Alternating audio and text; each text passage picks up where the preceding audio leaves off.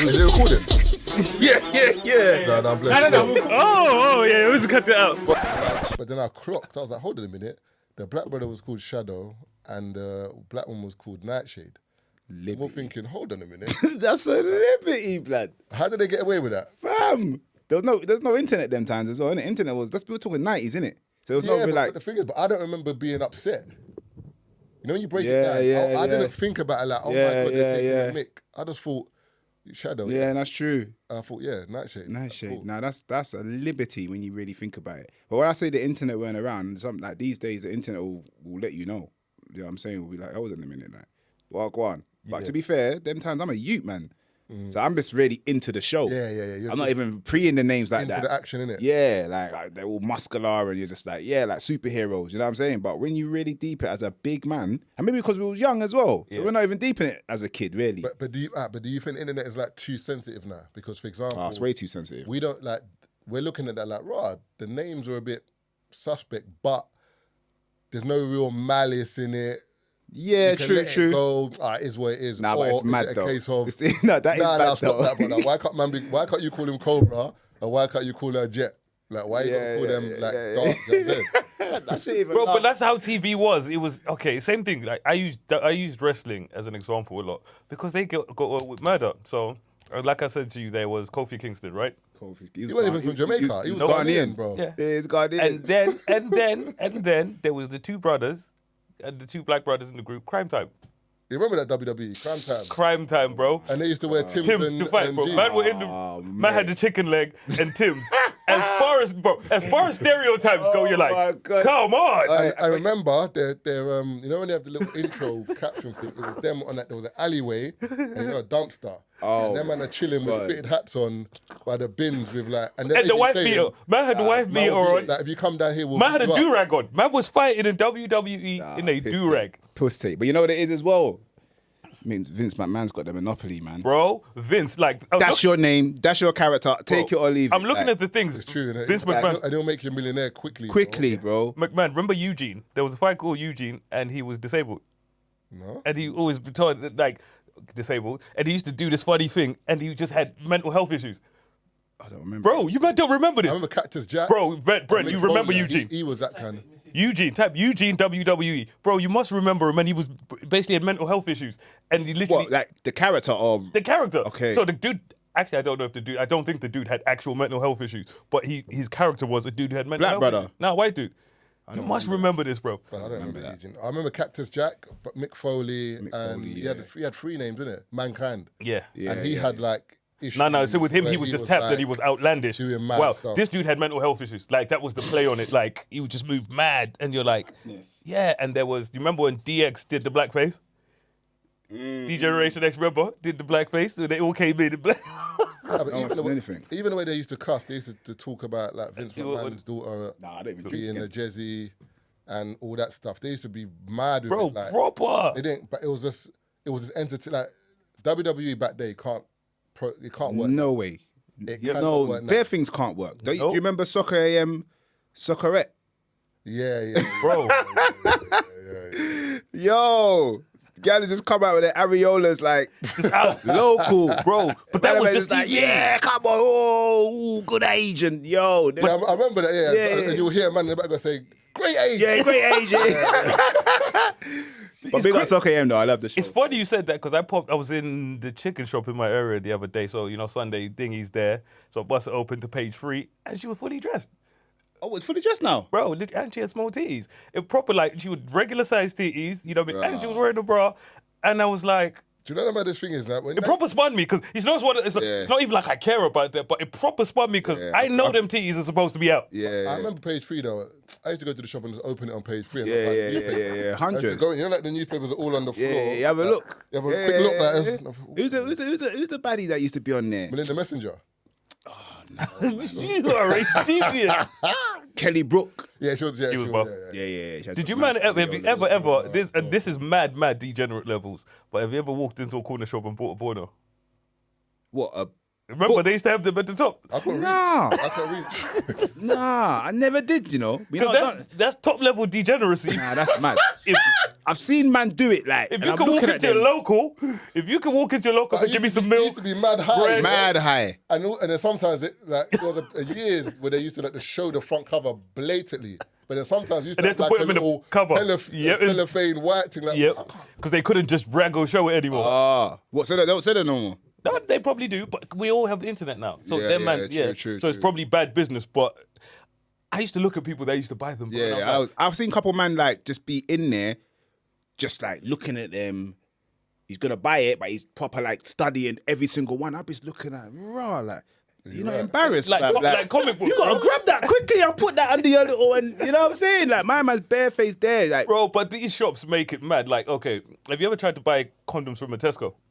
And they buying come in, condoms is always bro. awkward, you know. and- Mad but awkward, see, innit? here's the thing. Always Bro, awkward. but Tesco makes it even more awkward because you know the plastic things where they put the DVDs in so people don't sell them. they They put put the them in condoms that. in there. So you're holding the big glass thing, so you can't even palm them and take them to the till. So you got the big glass thing. Do the thing, the security thing, take it off. Bro, so everyone's looking at you like, oh, it's one of them kind of nights. But Right. it's weird though, Right. because it's like, although as an adult, you still feel funny Yeah. going to the cashier and saying, Yeah. That's can I mad. get a condom? Because they normally say, which ones? Let me get 12 of the feather lights. But someone need 28. The feather. Everyone in the queue's looking at you like. Oh, you know that was a little extra safe. I was looking at Extra that. safe. But if you're one of them Keeping people, up with. if you're one of them man that buy the small ones, yeah, you end up buying that's mad. condoms that are too big for you because you don't want to say you want the small ones. Yeah, that's all. Oh, bad. the small ones. I didn't. I don't even, there's extra large ones. I know. Yeah, there's extra but literally small ones is the regular ones. Those the smaller ones. standard things. Yeah. So In America, I know there's like the Trojans are the bigger ones. oh yeah, man, in there, give You know what me. I'm saying? So like there's like if you go into the shop, they know already. Like if you're saying Trojans, you're Okay, saying they I'm know what packing. God. If you say it's not Trojan, you're not packing. Oh, Like, it's shit. a bit. You know what I'm saying? Is it mad like that? Rah, I don't even know about that one there. So you can't even just buy the regular joints over there. Rah, that's I don't think mad. so. So you got to disguise it just by everything. Just confuse them. Yeah, So that's we the were- best way. We were talking about New York, yeah. So because I just said that before the camera started rolling, you got an EP coming out, right? Yeah, I'm dropping the EP. Lethal B versus Lethal Bizzle. When was your last project before this? My last project was about 5 years ago, man. Yeah, because I was like, I've noticed that I don't see you dropping projects. I see you dropping singles. Yeah. So that's so good question. So obviously, also this is my 20-year anniversary in the game from More Fire Crew Oi. We charted 2002 top 10, incredible. and then 20 years later, man stood about. But what it was, you know what it is? When I first started, I was doing the albums. A lot of people don't even know. This generation don't even know. I've actually got 3 albums. I like that first album. One of my favorite tunes Against is all odds. Leave Me Alone. Oh yeah. Poetry. No, love. So I done 3 albums in a row, and then the game switched into singles. Albums just died. I think it was like 2009. Yeah. Everyone was just doing singles. So like, funny enough, I've done a lot of singles, and if I count everything, I probably could have done maybe 2 albums with all those singles that I've done. So I was kind of just playing the game, and I was kind of just like following the wave, so to speak. And then 2017, I dropped a project, like a little EP again, like 7 songs. Yeah. And then what happened? In 2018, bro, I just felt drained, fam. I had to just chill. I was like, you know what? I need to take a break because I've not stopped. I've never stopped putting music out since 2000. Whether they're a hit, whether they're a medium hit, I've always put something out. So when it got to 2018, I was just like, I need a break. And I made a song called Flex. All I want to do is just flex. And that year, I don't know if you remember that year, I was moving mad. I was just doing jets every month and doing flued out and I was doing all types of, I was just like, I need to just relax. And then the pandemic's hit. So I was chilling through the pandemic now. Then I started getting itchy to make more music, and I was just like, I need to put some music out. Like, this has been too long. Then I wrote the Daily Duppy, and I said, this is a nice kind of vibe where you could be in your yard, listen to it. Cause my thing's club music, bangers, and them time no clubs are open, so I thought it don't make sense putting club music out. So I put the Daily Duppy out, and then I was gonna drop the tape, and then lockdown, everyone sat down for like another 7-8 months. So I was like, here we go again. So I'm thinking, you know what? I've got these bangers here, but I need to hold them because if I put them out now, they're going to be a waste. And also, I just feel like I just got to be real with myself. It's like I'm 20 years in the game. I'm not a brand new artist. I've still got a place in there. I still got a voice. But then it's like, what's my role now?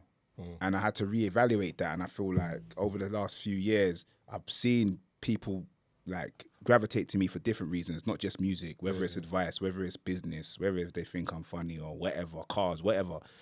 So I feel like with a project, I can talk about more things and have more insight and give more and give detail. A project, I know what you mean. Do you get what I'm saying? And I feel like that's where I'm at right now. Mentally, I want to be more on a body of work rather than just doing the odd single here and there. There'll be the odd single on the project, but then I'm going to build around that and, give them that Daily Duppy kind of vibe, that grime kind of vibe, maybe that little in-between drilly kind of vibe. But I just feel like now I want to be more substance in the music. There's going to be a lot more message in the music. And so that's why from here on, it's going to be very project-based from here on. So you're gonna grown shit sometimes. Yeah, that's exactly what it is. Develop and you grow, you're like, I've done this and now I kind of want to...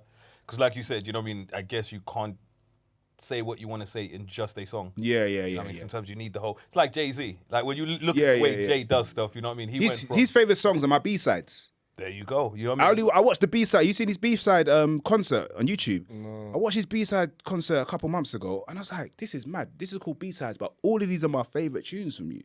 You know what I'm saying? Just the whole B-side with that song crack. Like, no, you don't know what you're doing. Because I do. PSA, doom, doom, doom. Those are B-sides. That's what he's calling them. Because remember, but his catalog's long. It's mad. Yeah, he's got crazy. But they're not radio songs, so they are kind of business. You know what I'm saying? I get it. Yeah, so like they're not the big H to the is you get what I'm saying? They're like the big, I think that's for us. Yeah. The B-side is for us. Yeah, 100. But I like that trajectory in life, you know what I mean? Kind of going down that path as well. Because when you look at it with Jay-Z, he's reached that point because I figured out what he does. He'll do tracks with other people, but he likes to do tracks with Pusha because that's where he gets to do, you know, where he gets to stretch his legs and flex properly. Yeah. That's the only reason Jay does songs with Pusha T. Drake and Pusha. Yeah. Is there anyone else? Maybe like one of his artists, but he definitely Jay-Z's the GOAT anyway, man. Yeah, he's that's the blueprint, man. That they don't know what you're doing is almost like my Bible. Like I've heard that song. I used to listen to that song on repeat and just listen to him. I was like, okay, cool. I'm just taking bare notes like clothing line. All right, cool. Boom, label. All right, cool. Just taking inspiration, and it's like. That's what I'm trying to follow. That's my trajectory. That's my vision. Like it's been that for a minute, but more than anything, it's like I'm kind of almost getting to that stage in my career where I'm 20 years in now.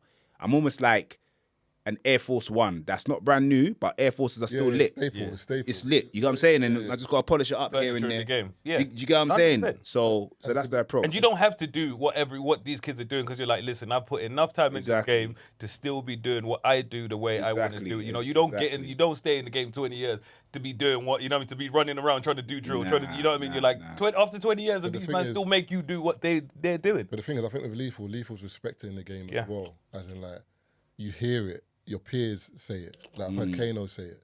Like Lethal's, like I can't remember what tune it is. Even when you look at, bro, for me it's business. Because when I look at artists, and think about it, grime, and I feel like it's only in the last couple of years that people have been making crazy money in the game. But like I said, if you look at, outside looking in, the way Lethal had his thing kind of pattern and stuff like that, kind of doing well. So a lot of people, it was literally like, remember, there weren't money in the game for a very long time. You would see it. So you had people doing tracks. And that, you know why I only say it? Because it was something I was laughing about where Skepta is in, he's in the rave, he's in the Ghost now. But one video, Skepta had the 370Z.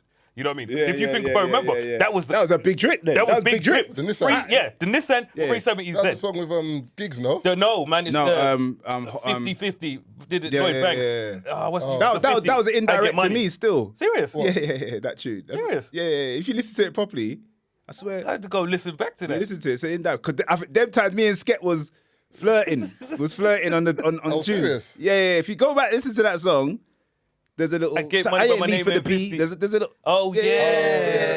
Okay. But I thought that was around the time because you had like the little, not passive with Wiley, but I just thought because it was the same. Yeah, it was kind of It was that. Because you were firing shots. Yeah. So that was them times like Skep was roll deep in it. Yeah. So he's just backing his boy in it. Like me and Wiley was going at it, and I was fire camp, and it was just like.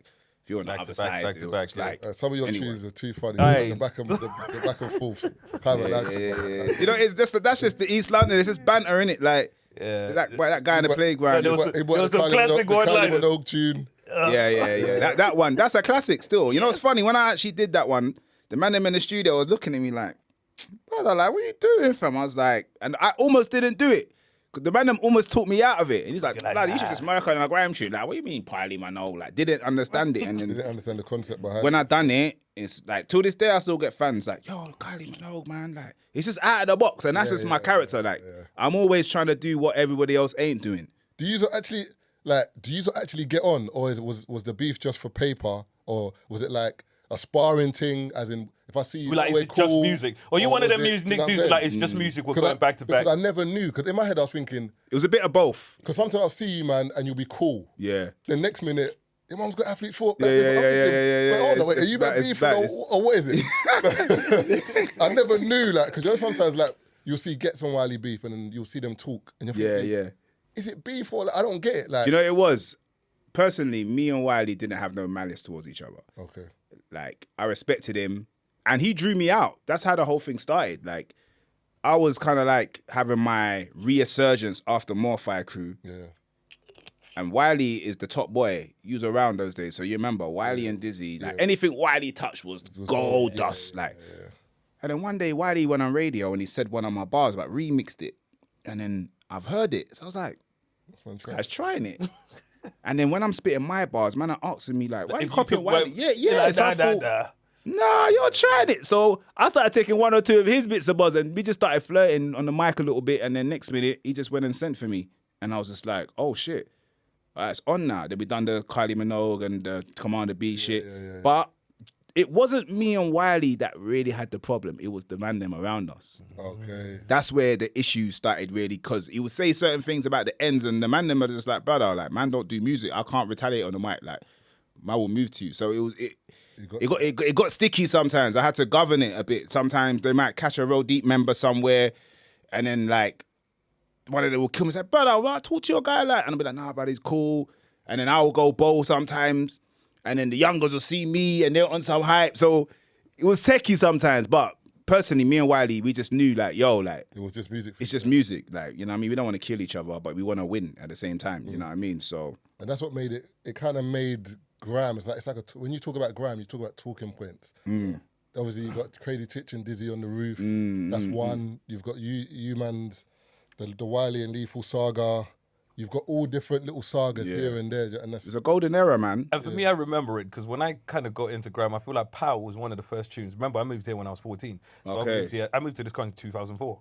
Oh, no way. Think about it. Same year. So literally, as you know, around that time. So I'm thinking, yo, you know, those are some of the first tunes. Pow, you know what I mean? I'm fresh, bro. You know, it's one. And you remember all the first stuff you hear. So literally, it's one of the first tunes and stuff like that. You don't forget. Nah, so Power was one of them songs that introduced a lot of people to grime. Yeah. A lot of people. So for me, I wasn't listening. I was not listening to no about UK this music. yeah? Then I heard that. I was like, yo. But I have to bring this still. This is a vinyl of Pow, the first. No way. Swear to God.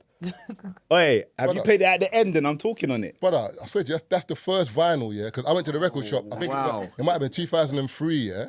$7.99. Brother, I'm telling you, brother. So like, One tune, blood. That's Bro, mad. that's what big Bro. business. You get an album for that now. brother, Yeah. I used to DJ before, yeah? So I used to go to like Paul's Music, Rhythm Division. And then Yeah. I remember them not saying, I can't remember, I think it was Paul's. Paul used to always give you like new tracks. Yeah. So he'll be like, listen to this. So I've put the track on that and I've heard like, dun, dun, dun. I'm like, nah, I'm buying this. I'm buying it. So I bought it, I took it home, brother. I swear to God, the thing is on repeat, yeah? But I would want to ask, the brother at the end, like, what happened? Oh, hot shot. Brother, do you know So how... he's on this, innit? Yeah, too shoot it, 4-5 shoot it, Michael even shoot it. I don't think I Bro. understand. This is gold dust. Listen, Yo, so my guy Hotshot, big him up. He didn't want to do music again. what's that? Brother, do you know that...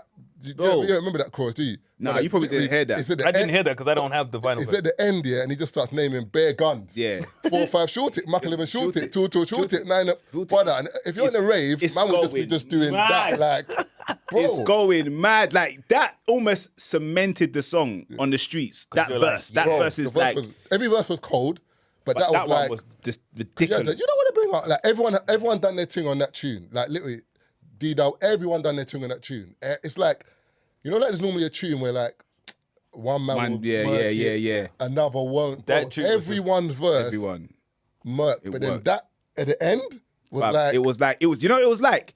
It was like Royal Rumble, everyone's in the ring, and the next minute the Undertaker, the lights just goes off, Boom. That man and the comes hot shot in. just comes, bong, and just Kills kills it, bro, bro. the verse was too cold. That was And too then Lethal cold. comes at the end talking. Yeah, wow, yeah. But like I'm saying, I keep saying to you, like, you know what I mean, being, you know what I mean, because when I moved there, like I said, because I'm fresh, I'm coming from a new place where What's your background, Nigerian? I'm Zimbabwean. I'm Zimbabwean, You know what I mean? okay. Born in Zimbabwe, raised there, you know what I mean, 14. I've come to this new place, you know what I mean?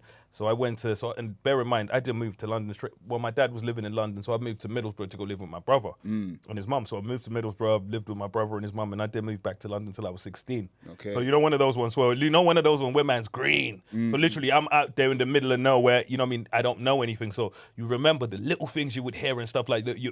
And for me, this, you know, I was kind of getting used to the culture. So when I'm listening to the music, that was one of the first tunes that I listened to that I could understand. You know where it's palatable. Yeah, yeah, Remember, yeah. all the other tunes was deep grime. So if you're not deep into grime, Yeah, you know what I yeah, mean? yeah, So yeah. Power was, I'd say, the first proper mainstream where you're listening Yeah. to this and you're like, yo, I can get with this. Because everything else, bro, people are listening to that and I'm there like, Yeah, you're not understanding what's I'm going not on. hearing nothing. But that was one of the first tunes where I'm like, okay, I can hear this. You know what I mean? I can get into It's groundbreaking. The song was groundbreaking. Yeah. It definitely drew a lot of attention to. Trust me, what when was the going first on. she's listening to your thing, you know it's different. Yo, in the unis, bro, I'll never forget Brunel University.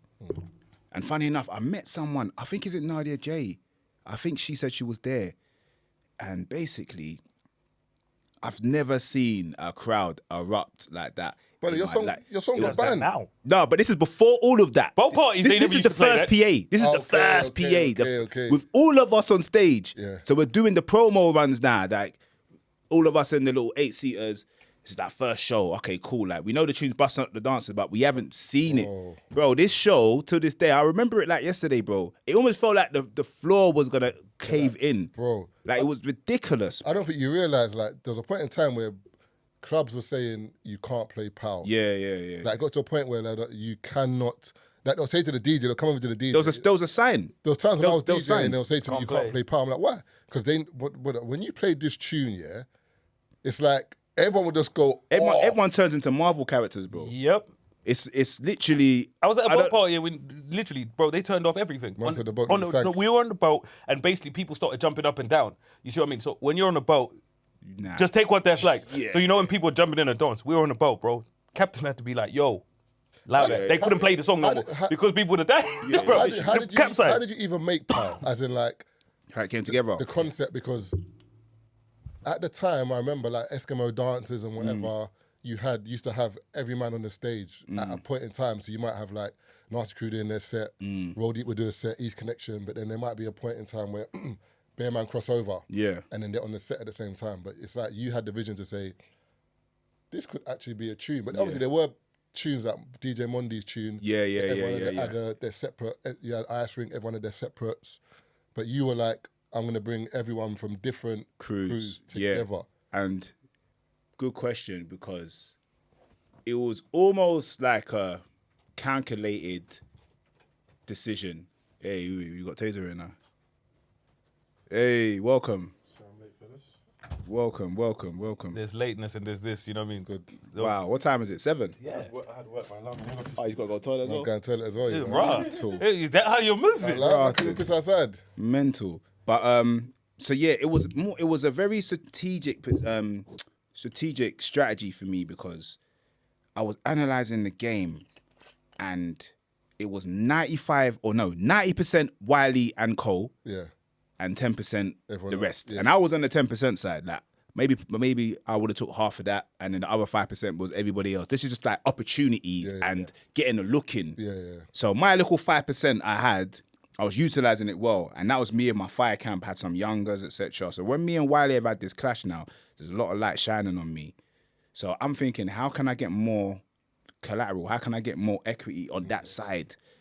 Then I said, you know what? Rather than me just doing a song by myself, because I've got a lot of hate on me, everyone's saying, Bizzle, Wiley, clash. I said, nah, I need to almost celebrate, but also do a song with people from different crews that will break me into those markets as well. So get someone from Roll Deep, even though like your boss is my op right now, but let me get someone over there because your DJ is gonna have to play it because you're on the tune. Everyone's DJ gonna have to play. Do you get what I'm saying? And that's what I thought. Get everyone from different crews because all They DJs have to play the Do you get what I'm saying? Because your artist is on the tune, regardless of whatever. If I'm on the other side, you gotta play it.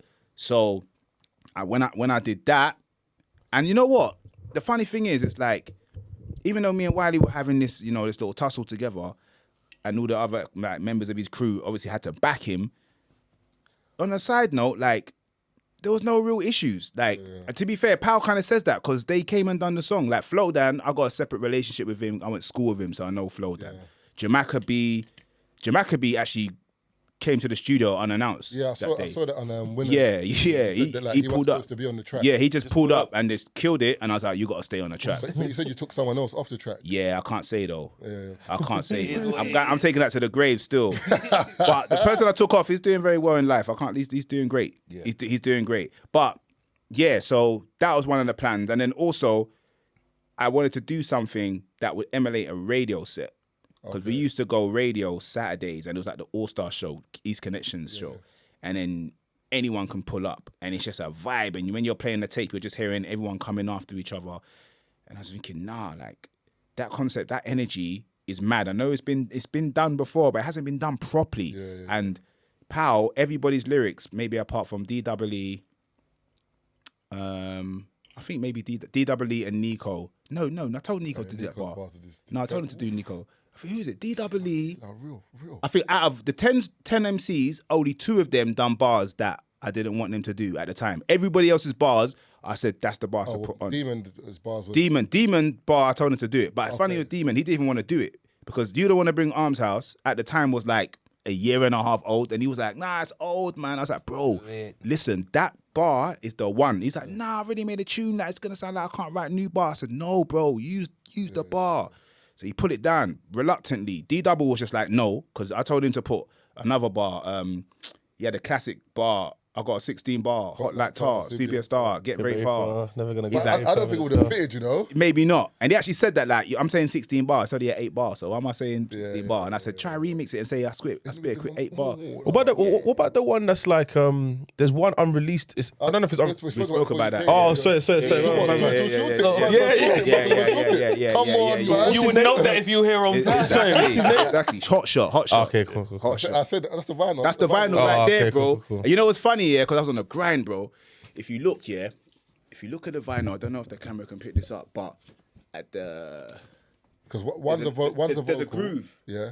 So that's a new, like, record. That's me talking, basically saying, yo, if you want dub plates, call this number, 0746658. Yo, man was grinding, bro. I don't even remember the number. I don't even know where that But it's the hustle. That's man's social media, bro. Because that's where same thing I was saying, where there weren't no bread in it like that back then. So it's you know what I mean, it's wavy to see, you know what I mean, where you are now essentially. Because when you think, imagine social media at the time where like TikTok, imagine Pow came out with TikTok. Like when you think of, I would have melted. Bro, it would have been mad. Think of the damage that song done without it. If we had that, bro, they had to, you had to take you to jail. You know what I mean, bro? That's criminal. Crazy. Can you imagine? Like not even just that, just like what was going on. Because I feel like maybe not having social media was a blessing in disguise. Yeah, because you had to be there. You get what I'm saying? Look at what he's doing now. You know what I'm saying? Because it's like, now everything gets magnified, innit? So it's like someone disses someone. So the Wiley thing, and you probably would have been mad. Where people would have taken it like it's a thing. Yeah. Then you know what I mean? Do you get what I'm saying? Like when a couple man maybe got slipping, that's a YouTube clip, and that's embarrassment. It's black on the block. Or even man would have filmed it and you know what I'm saying, on socials or whatever, and it's like, wow, you can't. Because even retaliation. What's the freestyle Taze? What man's freestyling and it says something about man's got he bangs him in his face. Oh, that's something. Lord of the Mics. You know which one I'm talking about. Who got banged in the face? Is it lazy? Not lazy. What's his name again? Say something about it. But imagine that happened now with cameras. Because think about it. It was wild as it is. Because he said something about his girl. And he just did not like that. You know? Yeah, it was too much. Imagine. I would jab and say, get my house! Get my house! Get my house! Bro. get out my fucking house. Bro, when I think socials, without socials, I feel like it's worse. Because there's Jammer's house as well. So it was Temper T, and I forgot who it was. And basically, Temps was sitting down, and he's got to do something. He's come back, and my man's sitting in his seat, and he's grabbed him, and you see where he's dragging him up. And he's got him, I need to find, and he's holding him, but he's thinking, and he's telling him to come outside because he wants to fight back. But Matt won't leave the room. But he's playing it cool because he don't want to come out. But you know one of those ones where you're like, nah, it's not that. But you don't want to say it's not that. Who's that for? I can't remember who it is. I'm gonna find. But they're in Jammer's yard. So Jammer's trying to calm it down. You know what I mean, or whatever. But Temper T's got man. He's pulling him. So he's trying to drag man out of the room because he wants to bang him. But out of respect, he's not banging him in this. I think in them days, I think people, even though there was madness going on, people were a little bit more respectful. Because there weren't no cameras in man's face. Some of the youths now, if you were to have a Lord of the Mic with some of the youths now, nah, it's mad. It's mad. It's going off. Like differently. You know, we had elders then as well. Yeah. We had a bit more order. Do you get what I'm saying? There's a bit more respect. Like now, it's just a free fall. Like anyone can do whatever. Back in the day, and I can't say it's a good thing or it's a bad thing, but there was a hierarchy in the way things happen. And back in nowadays, if you were on crud on the roads, you'd get tested. So not just any and everyone wanted to be, because you knew if you say I'm XYZ, you're going to have to meet this person, that person, and that person. So not everyone was just willing to go out there and say, I'm this. Nowadays, I feel like because you don't have people, you don't have apex predators. And when you don't have apex predators, anyone gets to do what they like, essentially, because there's no one just regulating everything. Yeah, there were names. It's not regulated. Yeah. There's no regulation right now. There were names we used to hear back in the day where you're like, if I do this, then man are going to hear about it, and then it's going to be this, and then I'm going to have to live up to it. Nowadays, these kids do whatever they want. They don't care. They don't give a fuck. They don't care. And what happens with a lot of these kids, I don't even think there's a lot of kids that do stuff because they're bad, and then there's a lot of kids that do stuff that's reactionary, where you were moving like you were bad, now you're in a situation, and then you do something, and later on you're like, fuck, I shouldn't have done that. Now you've got 20 years, but because you know what I mean, it's not something that you... There's a lot more peer pressure as well, like I said, like it's like social media magnifies everything, you know what I mean? World Star, do you remember? That's what started it. World Star, bro, when you hear World Star, you gotta get active, bro. The fire of Thanos. Start going viral. If you're getting rushed and you hear World Star, you have to get up. Activate, because you know there's a camera somewhere. It's like I told you, when them man there in the madness getting rushed, and the man said put his head on the curb, bro. I don't know where the power came from, but I was like, whose head? Bro, man said put his head on the curb. So man's tried to put my head on the curb and stomp me out. But you? Yeah. Oh, man said put his head on the curb. No way. Bro, I don't know where the powers come from. Activated. No. Bro, Transformers. Bro, I don't, but I was like, I don't know how this situation's gonna end. I just know you're not putting my head on no curb. You know what I mean? We were tussling for 5 minutes, bro. And I've never been so happy to see police. So it was near Crystal Palace Football Stadium. Oh, shit. And where the football stadium is, South Norwood Police Station is down the road. So police have to go past the stadium to go to the police station. So as police are passing by, they've seen the hustle, bro. I was looking at them like, yeah, you know what I mean? I was a good 60 seconds away from that head touching the curb, bro. You say you got rushed or something? Or... Yeah, bro, they were out this. So basically, okay, as a friend of mine, we used to be friends. We despise each other now. So what's happened at the time is little something, he owed me money or whatever. He's not giving me no bread. So we're on college times. So I walked past this Mini Cooper Sport, you know what I mean, proper gunmetal grey. I'll never forget this car, beast. As I walked past it, and I had, you know what I mean, I had my keys in my hand. No. And I looked around and I didn't do that. I drew pound signs on all the panels. I drew pound signs on all the panels. So I've gone in. So what's happened is where it was a blessing and a curse at the same time. So what's happened is he's gone into college now, and there was a new security guard, stuck it on the security guard. Security guard showed him the CCTV. Oh shit. He's seen that I did it or whatever. You know what I mean? He's grabbed, you know what I mean? He's come with his people or whatever. You know what I mean? We've gotten into a madness. He's left college. So what's happened is he went to my yard because my brethren. So he's gone to my yard with his people or whatever. I'm not there. I'm at my next brethren's yard. He's at my yard. So my stepmom's called me up and she was like, "You're ugly friends here," because my parents never used to like it. My stepmom's hardback. She was hardback Jamaican. She would have stuck it on him. She was like, "Don't make me punch him up." So she's, you know what I mean? They've called me. He's like, he's here. So I've called him and I'm like, "Yo, I'm here," because I don't want him at my yard or whatever. So I've told him where I am. So he's come with his people, whatever. Okay. And I was with one other person or whatever, gotten into a madness. They've draped me up or whatever, and they were trying to, you know what I mean, literally a group of them trying to bang me up or whatever. And that's then the police have pulled up. But why that situation with the security guard saved me is because the security guard showed him the footage, He got, you know what I mean? Remember, that's violation of data protection. So instead of I should have been the one to get kicked out of college because I was the one who vandalized his property or whatever. So they had to make a decision. If you kick me out, I'm suing. Because I got rushed off the back of this. You know what I mean? I'm like, I could have made a quick couple hundred, you know what I mean? So they had to kick him out. So they kicked him out of college instead of me. So I was like, you know what college was that? Causden College in Croydon. I grew up in Thornton Heath, Croydon. So Causden was the college that, you know, everyone went to essentially. But yeah, trust me, the way they were trying to stop my head up, bro, they were How proper did we trying even to get there, fam? Where did that come from, bro? We just went somewhere. left, bro. Man. No, what were we Head talking getting about? kicked to the curb. And No. What were we talking about then? Worldstar. Oh, yeah, Worldstar, yeah. You know they got Worldstar. So basically, we're spoken about. I'm telling them that, bro. People that were here Because I know don't what want to time. start asking questions you lot already asked a minute. People out here know what time it is. We'll just tell you if you. Yeah, we'll just say, next. That- Next. We spoke about that next. Let's get- No. Because obviously I wanted to ask you how you felt about the whole transition from CD to streaming. Oh, yeah, that's a good And question. how that had an impact on like your career and the decisions you made. Yeah, that's Come that's on, man. Okay, that's good. That's good. Okay. Well, say, not just a break. Come here, man. Okay. Because that would have Boy. been bad for you still. Well, you know what? You got to go further, bro. From vinyls, bro. Oh yeah. Okay, cool. So You know what I'm saying? So vinyls to CDs and then CDs to like Oh, sorry to streaming. cut you, yeah? Remember Keith was just saying about making money from there wasn't much money in it, blah blah blah. I remember man used to do that. They used to like make a record and get it pressed and sell the vinyls. to the yeah, record there was money in that. Yeah. There was, but you had to hustle, But I remember, I remember Wiley with Eskimo, and Oh, mate. I don't want to say how many units he sold, mate. The rumors is crazy. but bro, Wiley with He Eskimo, made money. Like that. Bro, Yeah, but that Maybe beat is money. crazy, bro. no, but made you're money. forgetting, remember that record. Remember back in the day, you couldn't download stuff. Yeah. So Had to to be a go. DJ, Had to you buy it. had to buy it. And every rave you went, Even if You you wanted couldn't to even hear it. borrow it from man, because man, you have to give it back. Everyone played Eskimo. Yeah. Remember, every record shop stocked it. So imagine how many records You sold. Wiley shit. You know what? I would sell this. So this is $7.99.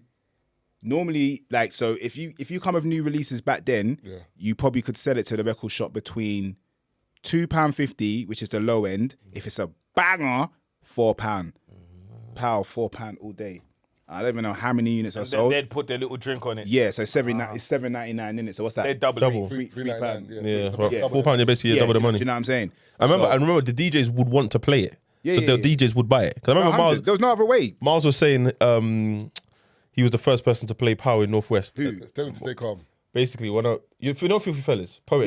Yeah. Miles. Oh, He used to be a yeah. DJ back in the day, innit? He's got this thing where he's like, I was the first person to play. Because he used to go central to the record shop. Only like 12 when it came out.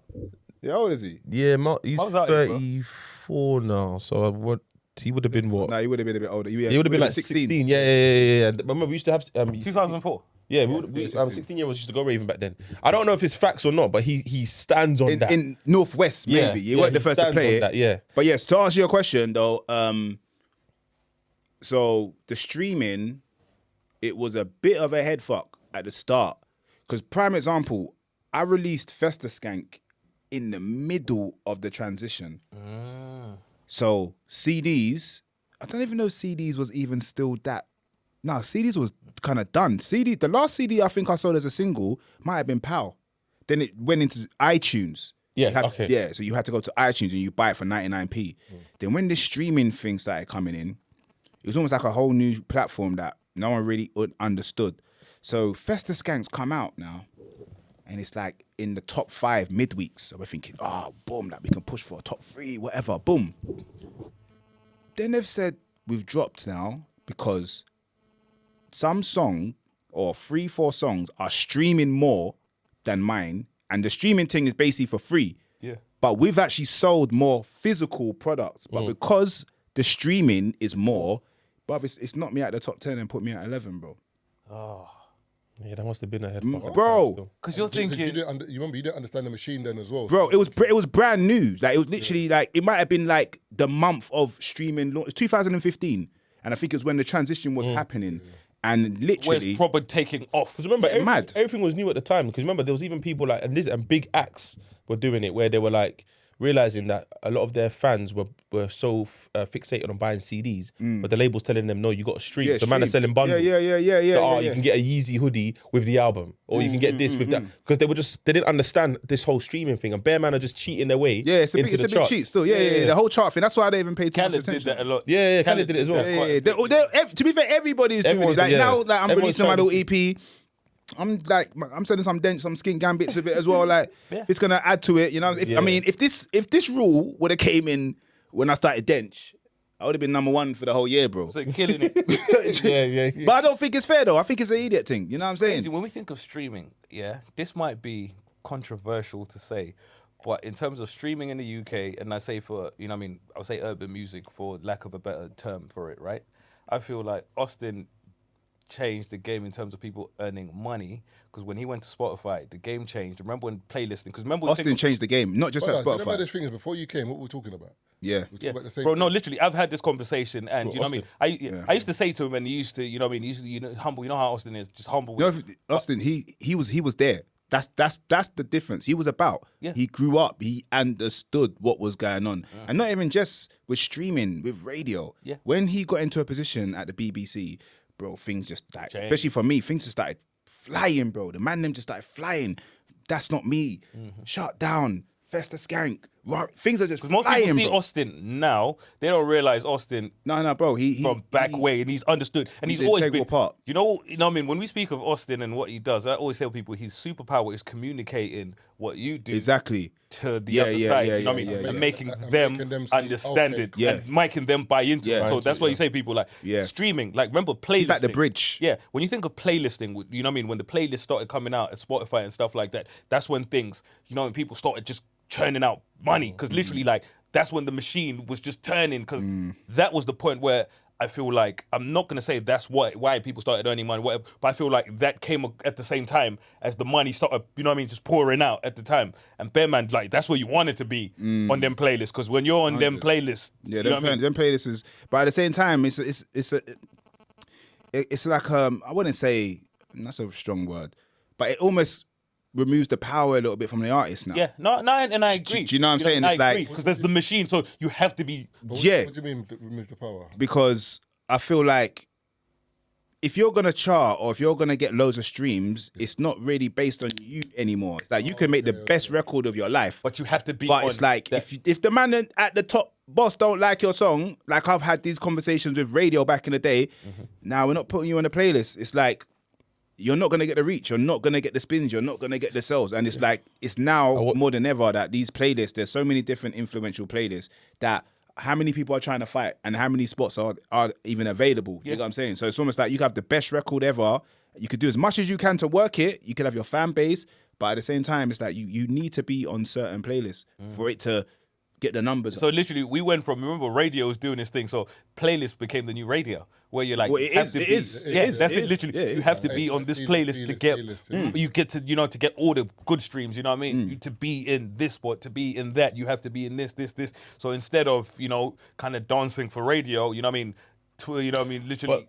Trying to get on there, you're trying to get into there now. But that's a weird one because remember I said I was watching the Prince documentary. Yeah. So there's a part where an old interview where he says that you would think that the music industry or the music companies are run by musicians, but they're not. They're run by accountants and lawyers. Business. Yeah. So he's like, it's very hard for the musician to just focus on music because I'm being told what to essentially make. Yeah. So artists now will look at the playlist and see what songs get into the playlist and will now cater their music to that playlist. Do you know what I mean? Even though the playlist could be temporary. It could be, I go to the studio today because of a particular playlist. By the time I release the song, that playlist is dead. And now my song's old, essentially. Do you know what I mean? feel like that's what it is with life. It's only a handful of people that can transcend that. Adele came out when she did an interview where she was like, I want to make music like this. And I was like, that's great for Adele because she is an anomaly. You know what I mean? Yeah, she's Adele, one of a kind. Like, Ed, you know what I mean? You know what I mean? But they got so much more advantages. You see what I mean? So when for them, Easy, bro. they Beyonce- can do what they like. Beyonce can do what she likes. Bro, Beyonce dropped, I think, an Instagram post today. Yeah, I saw and then it, she yes. dropped merch. No one knows what's inside the box. People are buying it. Yeah, of course. Just a black box. Yeah, of course. Coming soon. They trust her, innit? Yeah, of course. Bruv. That's how you build. record. Yeah. But she's got the trust that you know that whatever she's bringing out. Yeah, I'm gonna like And it's the same like with same with same with Adele. It's the same. So I feel like with certain artists and stuff like that, unfortunately, as is with life, you got to do what people want to hear at a certain point in time. You know. But you got to have integrity at the same time. Yes. So and okay, I used to have this conversation. I'll tell you, Hardy.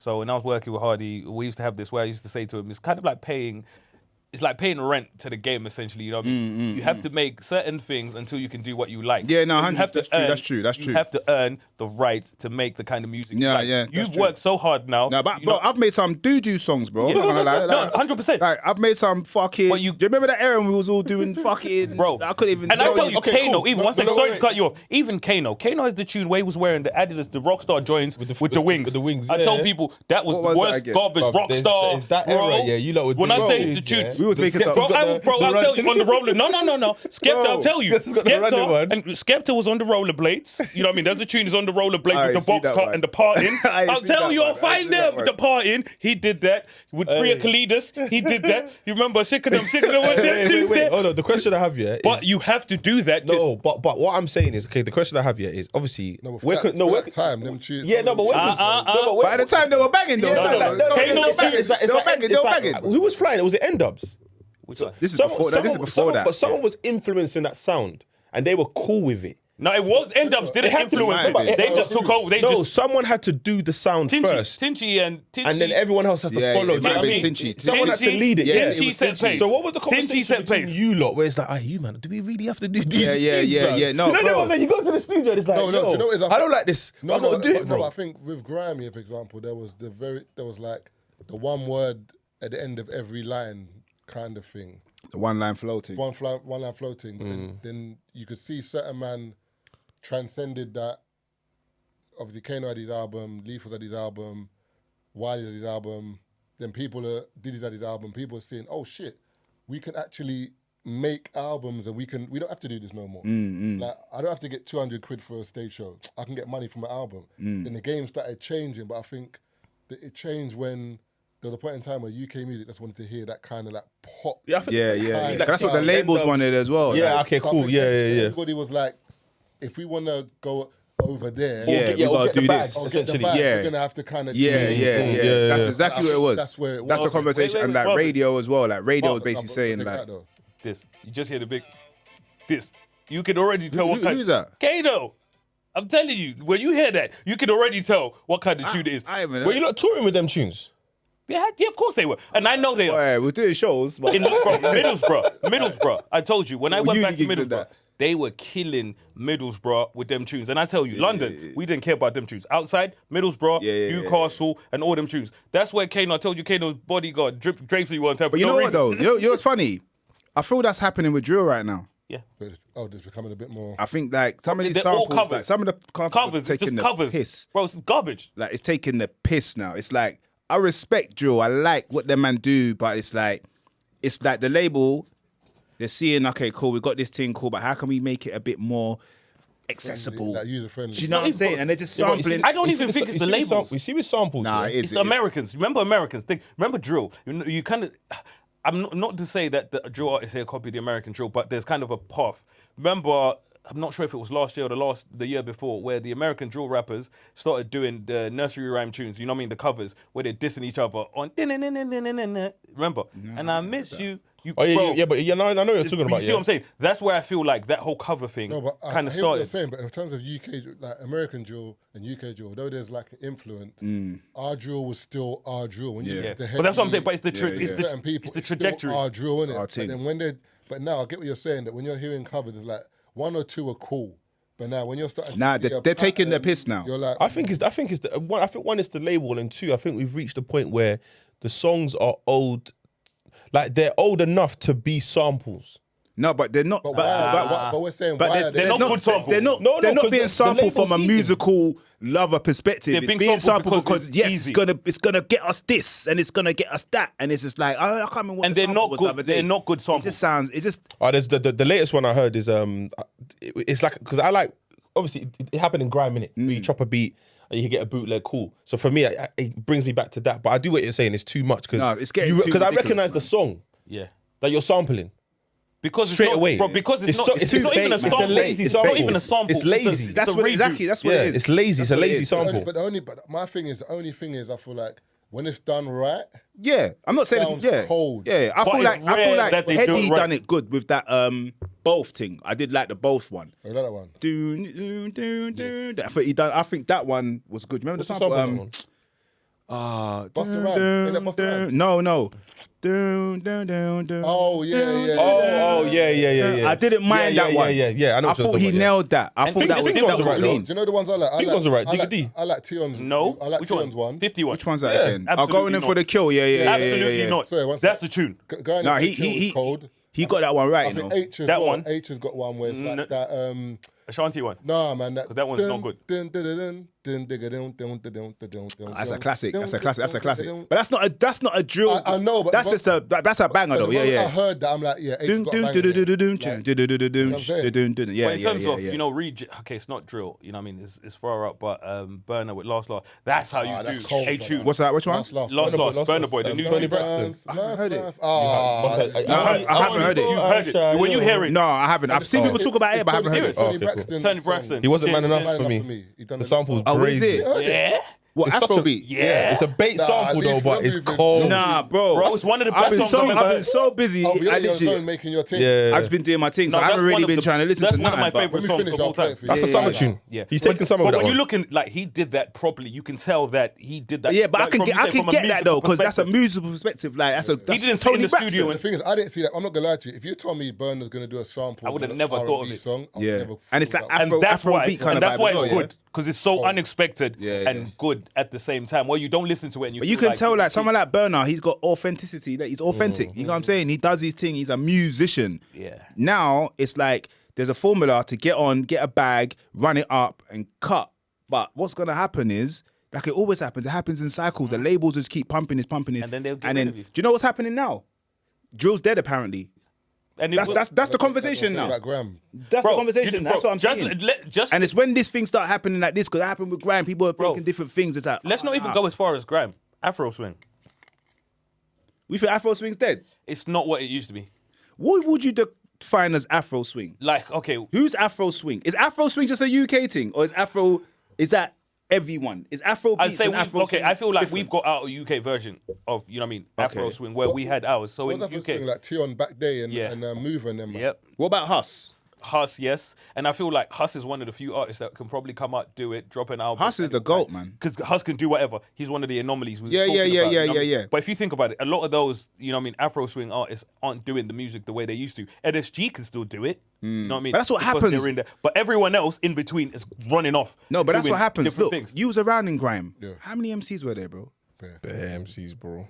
Bare Yeah. MCs. Bare MCs, and it's the same with this Afro swing era. It's like how many man was Because now it's making moved. bangers? You know what I mean? Now it's Yeah, but how moved many into MC deep Afro beats. Have you noticed? Afro beats is now out doing Afro swing. Because remember, you had Afro swing where we were doing our thing now, and because Afro beats you had Afro beats and you had people that listened to Afro beats, and then we had our watered down version, which is Afro swing. Remember, and then now everyone is into proper Afro beats, and Afro swing kind of took a back seat to I that. think the difference with Afro swing is Afro swing was like a wave. But it's always a wave. I know, but Afrobeat has always been there. And I know, and that's what I'm saying. No, I'm not saying. So when you have a genre that's always been there, you're gonna have spin-offs, and when those spin-offs come, Subgenres. if it's like an artist that is banging at that time, he's gonna take it to a trajectory that if he continues, it might create an actual new genre. But more times, they go off and it comes back to Afrobeat, and it just goes like that. And I think the same thing with Grime. Grime was like people went off, but it came back. But when you say people went off, yeah, the argument is hard to have because there's people that are still doing Grime that are looking at you like Grime ain't dead, bro. No, it's but just that the people that are at the top, Yeah. so like your Wileys, your Skeptors, Lethals are not doing Grime or they're doing whatever they're doing, but we're still doing Grime, so Grime isn't dead to us. no, that's my point though. But it's like it's kind of like. I think it depends on who the prominent figure in that genre. If they decide to make music, No, do you know, that's not my argument. I think my argument is this. When people say Grime is dead, I think they need to kind of reassess their argument. I don't think Grime is dead because Grime won't be dead because there's still people making Grime. But I think the figures that were making Grime that you knew of are no longer. yeah. So, and because, for example, Lethal, like if you name Lethal Grime, Lethal's actually not doing Grime. He's doing his own thing. Then you might be like, all right, cool. Kano. Tinch was in Grime. Nah, he's doing his own thing. Kano's in Grime.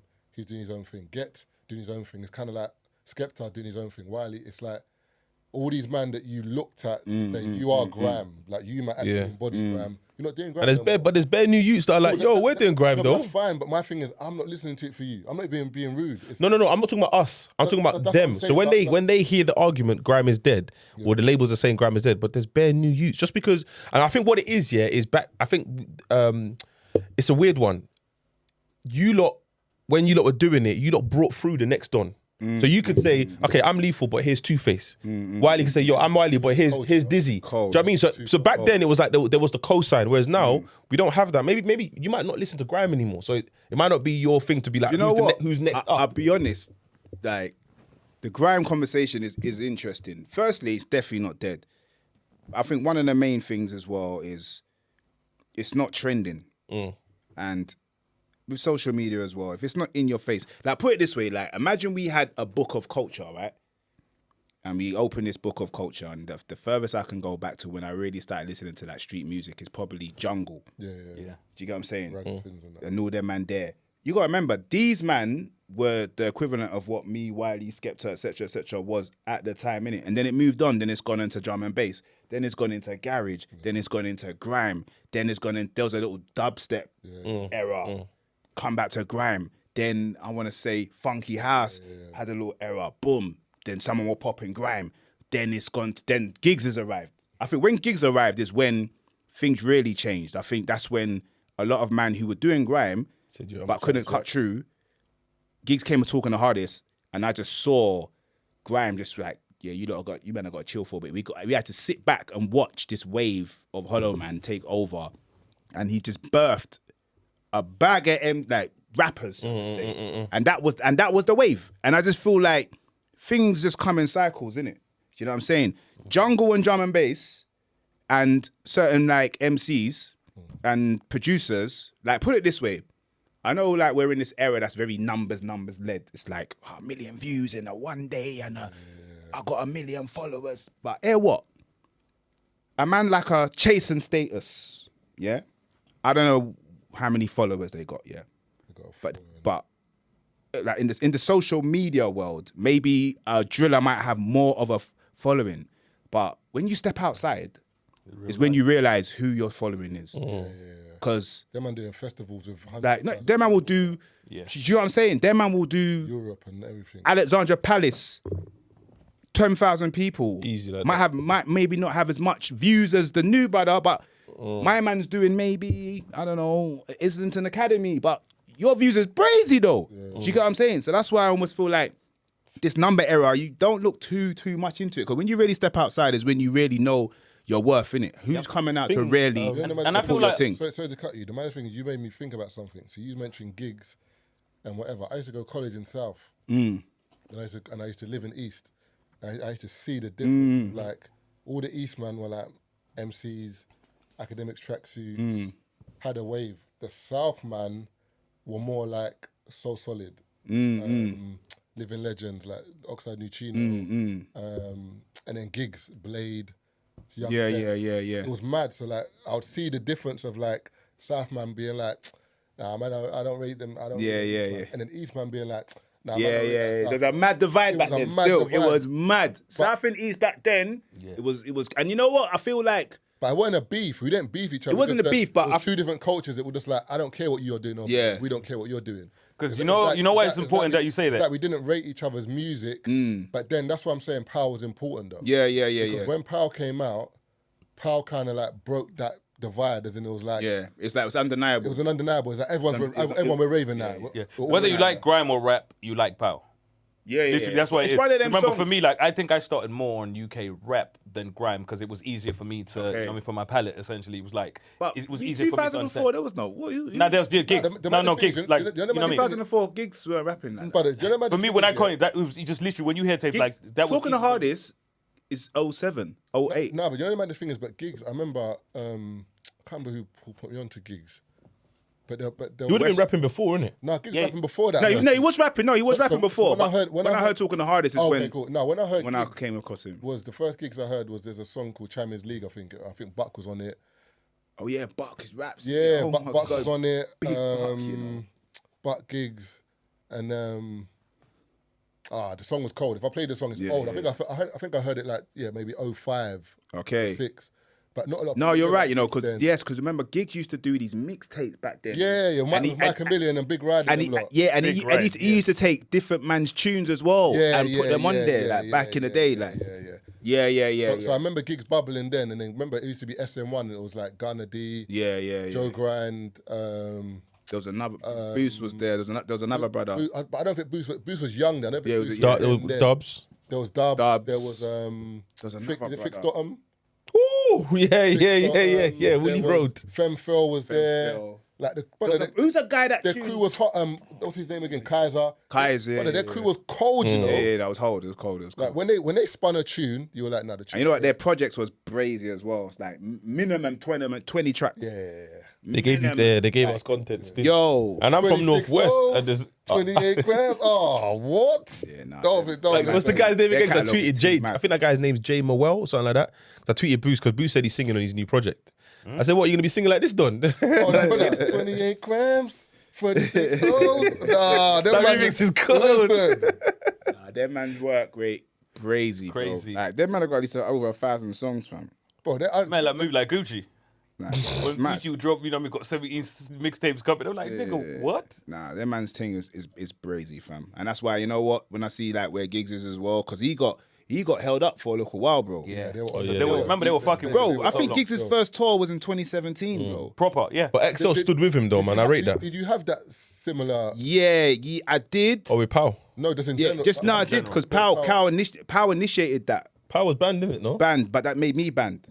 So that basically was just like You can't perform though. like they're like, yeah, well, Was that in but was that- was that behind closed doors with conversations, or just generally like the police were like, you Police. can't do this? Was there a particular incident though? no, it's just like you know how like rumors just change. It went from this song causes riots, then it went from when he performs it, he starts a riot, and then people get injured. It's just like the song is banned. So if the song is banned, he's banned. So literally, I couldn't perform in like clubs or venues that we would normally go to for 2 years, something like that. I had to go and find some other venues. But man started doing shows in pubs.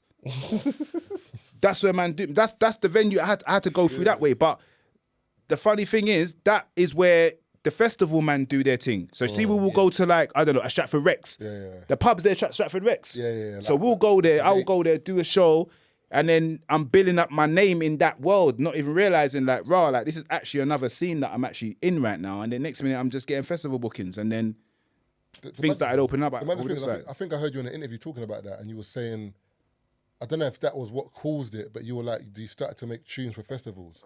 So you started to make like Festa Skank and tunes like that because It happened before, to be fair. Like Performed Festa at a boxing match, innit? Was it Festa? boxing, man. There's a boxing fight where there was a boxing fight.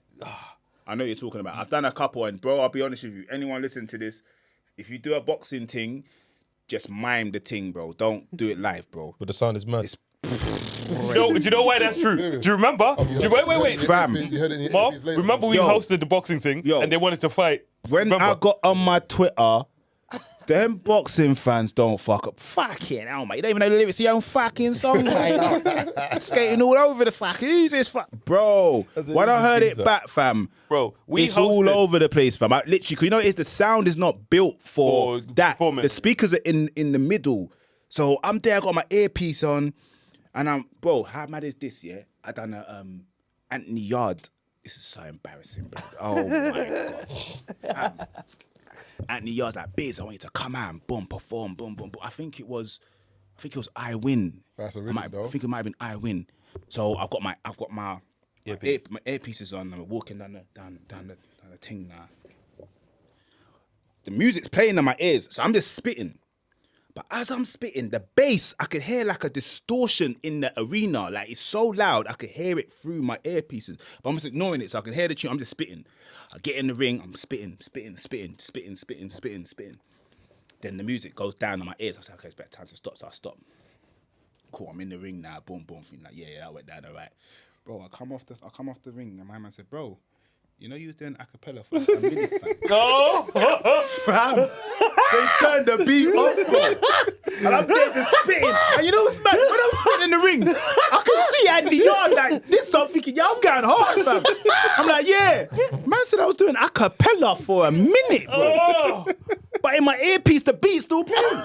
I said, you know what? Never again. You know when you sing, you know when you sing in the shower? You know when the man sings in the shower? You think it sounds in the shower, you know? Bro, it goes back, win. when Lethal was talking about the sound, it made for that. Remember when we hosted This Is Boxing? It was what artist he was performing, crowd wasn't taken to it, you know what I mean? So he was people. Remember he wanted to fight the sound people. Remember? He was, bro, no. Bro, It's not for no. bro. Bro, no. It was getting sticky. So you did your thing, you took it on the chin. He wasn't having it. He wanted to man was swing live everyone. on BT as well. I was live on BT Sports, fam.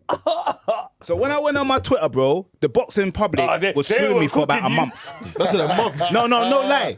A month, and I've turned down bare ringwalk since. Bro, you're I've turned down absolutely bare. I was not. like, No way. Nah. Because it looks bad on the brand, But, didn't bro, it? it's mad. But I thought that you would, like, before it happened, you would sound have, check and like, that. a sound check. Bro, it's not Bro, going to we do done nothing. everything. Oh, We've serious? you've done done that. everything. We've done Remember, sound check. bro, We've done he's got the everything. thing in his ear. I got my earpiece on. So to him, it sounds cold. It sounds cold to me. I can hear my voice. I can hear the beat. But remember I said there was some distortion. I think the bass was fucking up the arena somehow. So they just And cut remember, it. when you do your sound check, there's no one in the arena. When you Yeah, that's perform, true, that is the true. arena's packed. Yeah. So remember, That the is true as sound well. changes Yeah, when everyone's in there. But you know what I thought as well? I thought on TV it'll be calm. Nah, bro. On TV it was off as well. But have you watched it back? I can't watch that back, I want to watch it back, bro. Do that to yourself. No, we don't just want to, like, Bro, all I can see is I can see Anthony Yard bopping in the ring. That's all I remember, and I'm thinking, yeah, I'm going hard. And man said, nah, bro, you doing a cappella, bro. Imagine in the bloody 10,000 I would arena, YouTube bro. that still. Nah, Yeah, no, but that's what people- don't post it. Don't post it. Someone's going to do it. Someone's I going to was do a it. research, bro. That's so basically because of that, I've turned down I've turned down mad opportunities. But you know what I like about stuff like that in terms of you can power through stuff like that. A lot of people, bro, stuff like it will rattle them. Yeah. The way they can't do yeah, it. yeah. You should take it on your I'm chin. seasoned Just though, take innit? it. I'm seasoned. 20 If this years was in the early, game. I might have. I don't know. you know how mad it is, though? Lethal from an era where, like, if something happens, you just get on with it. It's Yeah, like us, 100. Marvin. That's it. Barcelona. None of this whole, Well, you don't get the weed. Taser. Yeah. Bro, You have to adapt. It's like us in Barcelona. Remember, Barca were we in done there, our thing. and them Americans were not fucking with us. So with our podcast, we've been doing live shows. You know what I mean? We've sold out hella shows or whatever. At this point, we're literally 10 shows in. So we've been booked for a show in Barcelona. You know what I mean? It's what could you call it, a festival? Nah, it's like a Weekender. weekender, but they Weekender. but they predominantly promoted on. We don't know. We don't know where They to got a go, lot of Americans. They've Oh. brought it in Tennessee. bro. Okay, Shade but- Room. Shade Room, sorry, Shade Room, the American one, Not yeah. Shade Borough. Yeah. Shade Room. The American one. So they got a lot of Everywhere Americans. in Tennessee, Okay. Bro, so we've gotten there. So we're gonna go out there. We're gonna do our thing, bro. We've gotten there. There's hella Americans or whatever. They don't know who we are from Adam. So we've gotten in this room or whatever. Wait, but One, before you continue, we're not talking about black Americans that are engaged in the UK culture. Oh, No, shit. Americans that don't care about nothing outside of bro, America. they- They eat collard greens. no, bro.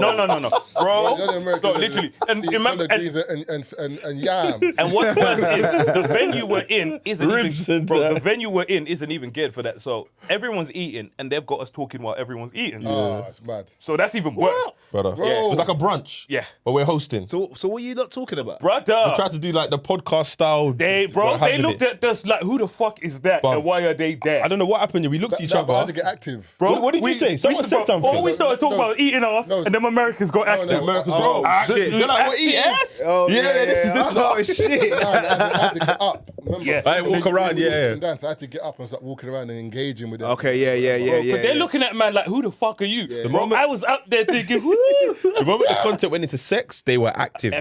They're like, this is what we talk. Okay. Another time that could have got sticky for us again, you know what I mean? In environments where you think you can kill it, and you're like, nah. Croatia, remember, we were supposed to do the thingy, and then we ended up on the beach. On the beach, yeah. Brother, It was a sick show though. it was, but it was sticky to begin with, because you're like, we have no idea. Bro, you're like, the way our thing works is, if you don't listen, it could catch you off guard. It takes you a while to get into it. So it's not like a comedian where if someone comes to a Lethal show, they listen to Lethal, they want to hear Lethal. When they come, so with us, we're part of a show where we've got people from around the world. No, but even if they don't go to a Lethal show, essentially it's still music. Music, yeah. So with us, it's not comedy.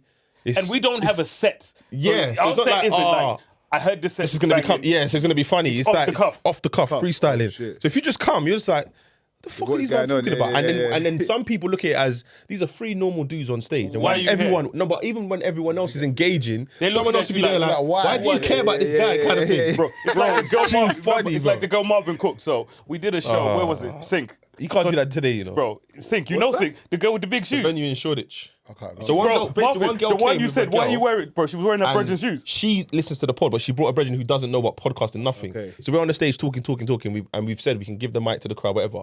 She's decided to come on, and the way she No, she was talking in the crowd. And Marvin's told her to come up. So she's grabbed the mic and she said something like, "I don't know who you lot. lot Basically, are." she was saying, "Who are you lot?" And Marvin started cooking her shoes. Marvin said, "But the look at your shoes shoes, were too though." big. Her heels were too big. Oh, Marvin cooked her heels for 10 But minutes. she deserved that. She deserved that though. She deserved that. What do you mean? I don't know who you I are. remember that. In that, bro, I do. you do. Bro, in that moment, it was like, it's either us or her. But it was either us or her. But you can have them situations. No, leave. You know what it was? It was like this, yeah? She tried to palm her. No, we were chilling there, like, so I think it was like December show, innit? Yeah. You done 2 December, innit? Yeah. So this was a show we just said, all right, do you know what? We put tickets out for like another show. Taylor was like, you know, we can sell another show. We can sell another show. Remember, I lost my Let's do it. grill. Oh, he lost his grills. I lost my grill after the This Is You Boxing didn't lose thing. it. Someone stole it from Oh, sorry. you. I got back from the boxing gig. I left the Left his keys in my money and car the grills and my in the car. grill in the middle, and I didn't close my door. I went to bed. My brother woke me up like, "Yo, what time did you get back?" I'm like, "I've been here for hours." He goes, "Bruv, your car door's open." Got in my car. The peas Stole are the gone. money, The grills grill's are gone. gone. So I phoned these man. I said, "Hey, let's put on another show." So we've done the show now. So You show recouped that. The show is sold out, whatever. So we're chilling now, and then I think so we're like talking to the crowd, whatever. We're just chilling. Then this woman's kind of like heckling. Okay. You were proper heckling, man, bro. Like, For anyway, so I'm like, no, tell you, Keith, la. I want to hear what you have to say. No, say what you're saying. Yeah. So she's talking, and she said something cheeky because I remember I was entertaining her for a bit. Then she said something mad cheeky, like, who are you lot anyway, or something like that. and she just didn't know. Marvin did not like that. So I'm like, nah. Mate, I'm like, that's like me, fam. Not with I'll- them shoes. Bro, no, but if you look at it, her heels are too big. So you know when the foot is at the back and there's hella that's space all at the back. mad. Bro. Marvin was like, and then I think I ended it with, but you bought a ticket. So you've indirectly. And then she was like, no, I didn't, or whatever. But like, whatever how'd you get ticket in? you got in here, someone's paid for it. Straight. We didn't give out no free tickets, But then someone's paid for but it. she came up to me afterwards saying, she apologized and said, Yeah. oh, do you know what? I didn't know it was your show.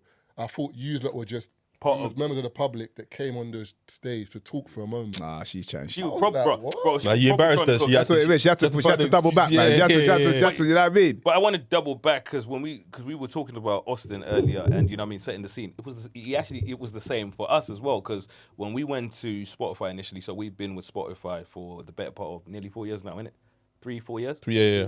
3 years. 3 years. whatever. So we were the first Spotify original podcast they ever signed. No, I remember. It was a big deal. It was Yeah, a big deal. I remember. billboards, you know what I mean? I remember. Everywhere. And literally, that was something that we were working on with Austin for literally a better part of a year and a half. Okay. Before. So everyone kind of sees it, wow, there's that deal. So literally, I remember I went in, spoke to, you know what I mean, pitched it to Spotify initially. They weren't interested. They weren't hearing what we were saying or whatever. And I remember, like, it's just literally conversations with Austin that I used to have. He was like, Austin's a we guy, need to man. make it make sense for them, essentially. It's like, how do we make this make sense? And make How them do we understand pitch it as well. Yeah, Sometimes and for what him, it is. and that's literally, and when we say he's the bridge, bro, man helped me pitch it to Spotify in a way where Spotify were running us down to the point where, and you know, it's one of those things we've never said, but like I said, when we signed our Spotify deal, do you remember? We signed our Spotify deal a day or two before we actually started working. So they put in all of the work and all of the marketing because we kept going back and forth on the deal, like, we don't like this, and this. But it's something that Austin facilitated where we're like, we can be in this position of power, essentially, where we can be. Bro, you know, how many people are going to start doing your marketing, this before you sign? We signed that, bro, 2 days. We're at Lux. Remember, Tazer came all the way to Lux. In Old Kent. Signed the paper. Old Kent Road. Me and Marvin were still doing like our events or whatever. This nigga traveled from Northwest to Old Kent Road where we had to sign. And brought trouble with him as well. How was that me? Because that's where our thing got locked off. That was you. How The was event that got me? locked off after. Brother, anytime you're there, people's events get locked off, bro. Yeah, there wasn't madness. But no one's but Church Road. Nah. Close enough. Close enough. He's close I'm enough. from the other side. Close St. enough. Raph's. Okay. It's even worse. Bro, But But I'm not from St. Raph's. I'm from, let me clarify. I'm from Mitchell Brook. I live in St. Raph's. Okay. same thing. But this It's is not the same thing because if you go to Northwest, they always clarify. You live in Raph's, yeah? But yeah, but you're not part. Nah. Yeah, not you part. keep clarifying. We can't hear it because you all got grills in your mouth. You can't tell the Hey, difference. one thing you about gotta Northwest, clarify. I love Northwest though. I was like, how's Bro, the? they're so flagrant. Bro, with it's a different. It's like a total It's different sick, city, man. I'm bro. telling you, it's sick. different part of Like- the world. They always show man love over there, and it's like the first time I went there, I think I went to who did I go and meet? I went to meet someone. I think was it Tubby T? Is it Tubby T? Me, I wanna bling bling. Yeah, Tubby T. Yeah, some tunes, for some, bro. for some reason I was there and I remember I bucked him there, bro. You had one of the sweet ones in The teeth, bro. I've never seen so much bling in my life, bro. Like everyone was blinged out, grills, watches, chains, just iced out. I'm talking like Early 02, bro. Yeah, they've been in there from early Like still. 01, 02, like Chino drippy. jeans, They've been iceberg. shining down No, there. you've been shining for a little while, man. Now, Northwest, I told you, they were doing that American thing from... Early. No, you know on it from early, bro. So And that's what it's people- great and it's mad because all the places you're mentioning, bro, we're literally a stone throw away from each other. Like where I grew up, if I go down the back through the park, I'm in Church Road. From Church Road, I can walk up the road 5 minutes, I'm in Stonebridge. From Stonebridge, I can walk about 10 minutes round across the motorway, I'm in St. Raph's. And then from St. Raph's, 10 minutes across the motorway, but on the other side, down Brentford Road, I'm back in Mitchell Brook. Like, we're all so local. So when it kind of started kicking off, there was one summer, a madness happened and everyone just started beefing each other and it just got a bit peak. So that's why people started, you could see that Church Road becoming prominent. I'm Church Road, don't fuck with no one else. Stonebridge, Raph's, it just got long. And there was even a summer where everyone was going Hyde Park.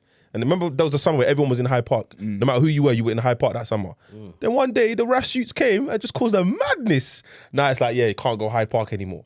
And I'm standing there thinking, I know the youths that did it, but I don't know how valuable it is. I'm just going back to Northwest. But when people from East are like, nah, I'm not going Hyde Park no more, it's too big. And I'm like, why? Because of that one incident. And that one incident was youths from my ends. And I'm just like, you man need to calm down. Even when you go Carnival, you hit the Harrow Road, you see the whole of the man them, different ends just, These man just don't know how to plotting. behave over there, bro. Nah, These man- but it's probably the same in we East both though. learned, like we've Yeah, East is kinda a had- mad thing. as Yeah. well. Yeah, East, It's East madness was crazy. everywhere. East was crazy. Even where you're from, because Yeah. is Leighton, so it's boundary. So it's Walthamstow boundary yeah, linked. but it's a weird area, not a weird area like that, but as in like there's so many different areas. Even that little, remember Pally Pavilion? Not Pally, is it Pally Pavilion? Paddington, yeah. So that's like that's on like On the- early Hackney. on the roundabout, yeah.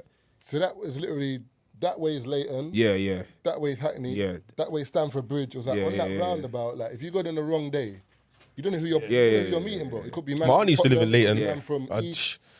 I didn't like going to Leighton, boy. Bro, but you know what Leighton I was think of? Leighton. Why not? What happened? But you know, you just come out of my auntie's house and just bare man on the road. You know, like Whereabouts in Leighton? Do you remember? on the high road. Oh yeah. Yeah, she lives on the high cousin used to road. live Leighton Barking. Road. She lives on the high road, but like a block of flats off the high road. Oh, that might be Bowman.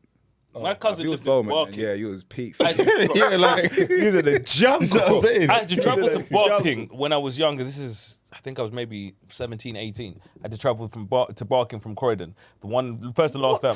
That is a long journey, bro. Long journey, bro. But literally, I will never forget this. I went over there and I was like, never again. And these new kids nowadays, you know what I mean? Because they do things differently. They have the internet that tells them what stuff looks like before they get there. Back in our time, whatever, we had the internet, but it wasn't as grandiose as it is now. So when you get to places, you know what I mean? You're like, internet didn't tell me this. I've gotten there, bro. Man, I'm looking at, and you know, for whatever area you were from, Barking.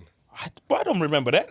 I don't know. So I've Barking's just not gone that into, big, bro, because my first and last time. might have Till seen this day, I've you might not, have seen bro. paper Till this, bro. Yeah, Till this that's their day, business. Gas bro. station Till estate, this day, this is the furthest part. Like from when I went there, this is as far as Barking I've ever gotten to. You think I've been there since? No, but if you remember, if you were from East, you could tell someone that wasn't from East. If you're from South or whatever area you're from, East is you just can tell. different still. I would hate Can you to do tell. that? Can you do that? Nah, I don't know. Now it's different. No, now now you I I can't. think Northwest, you man have got a different identity I'm still. telling you, back in the day, you could Back in the tell- day, Back in the bro, day, you could, but now I don't think you you would can. stick out like a I don't sore know. thumb. Back in the day, bro, you I don't know walk if you in. can tell now. You know? I don't know if you can really Now tell because they all look the same. Because everyone's dressed the same. fleece. Everyone's wearing the same dress. I think- Everyone's in a tech fleece now. I think you can tell the older gen. Anyone like over 20s, maybe 7, you can tell what area they're from the way they dress, roughly. I think the younger gen now, they're just wearing all the Yeah, same same things. thing. You can't Yeah. tell no more. But back in the day, East you was dressed a certain You way. could even tell like speak when a man was certain from way. up north back in the day. Yeah. Still kind of still. Yeah. No. Anyway, fair, yeah, that Birmingham slightly man still. you can Do you know smell it's from a the mile off. Birmingham? I don't know Birmingham, what it is Manchester, about man, Brum, them yeah, man's but it's their chains. Yeah. You could tell It's their chains. But they've been that from But bro, Birmingham man they were dress- on it from early. Yeah. you know. Birmingham man dress Exactly. violent. The type of chains that man wear outside London, we don't wear them in London. You can tell. Like, oh, you used to wear them. We don't wear them Long anymore. joints, bro. You Birmingham can man tell. still have the long chains with dependent on them. You can tell the chains cost Like, money. them man have been No, on you can tour look for at the chain and you're like, years, bro. You look at the chain and you're like, it's a couple bags, but we ain't wearing that. You look at that and you're like, we're not wearing that. But even when you think about crud and all that, like areas that in my mind that I can remember being on crud from day It's like Manchester, I've been on crud from day. Yep. Birmingham crud from day. Northwest, in terms of London, Day. like obviously South, you got like, your But- Brixton, your Beckham, whatever, Hackney, but Northwest was like one of the first areas that like they had guns like. So yardies, Because they had man. money. You know what money it is? and the yardies. Northwest, no. In the Northwest man had 90s, money. You know, like when like in East, man had certain man had guns. Like you knew who had guns, but everyone else didn't. In No, what is- Northwest, like even when you look at like the Trident programs or whatever, and they talk about incidents in Northwest, I think Trident was made because of you, man. Yeah, probably was. I know you said you grew up in Leighton, right? So what was growing up in Leighton like for people? Because remember, some people won't know. As in, what's your heritage as well? Is it? Ghanaian. Oh, fully Ghanaian. Yeah, fully Ghanaian. Okay. So I'm from an area called Boundary Road Estate, which is bang in the middle between Walthamstow and Leighton. I used to always hear that in tunes. Yeah, boundary. So, but everything you more or less said about other ends, more or less the same. Like, we live in the borough called Waltham Forest, but everybody's got issues. So, boundary, I'm gonna hear about cattle as well. Cattle's one, then there's Oliver Close, then there's Priory Court, then there's Hayland, Elstone. Are these estates or? So these are like areas, and some are estates. So Cattle is an estate. Boundary Road is an estate. Bowman is an estate. Priory Court is an estate. Oliver Close is an estate. So it's all these estates that are like a stone where you throw like away from each other. But then it's like saying like someone don't fuck with someone over there. Someone don't fuck. So it's like we're all in this fucking jungle, and literally you can just get caught up in all types of shit. You might have a brethren who lives over that place, but you live in this place, and you might want to go check your brethren. But because you live there, it's like, yo, what you know what I'm saying? So, but it was. I was all right. I'm not gonna lie. It got techie for me later on when I started getting successful in music, but I was just known as the money man in the streets. What do you say techie is in terms of what people say in? No, it's like so basically, like my thing on the ends was just get money. Yeah. Do you know what I'm saying? Like a lot of my friends were on this running in post offices and doing stupidness like that. I was like Securico vans, and I was like, I'm not really on all that. So I did my other little hustle that I used to do in it.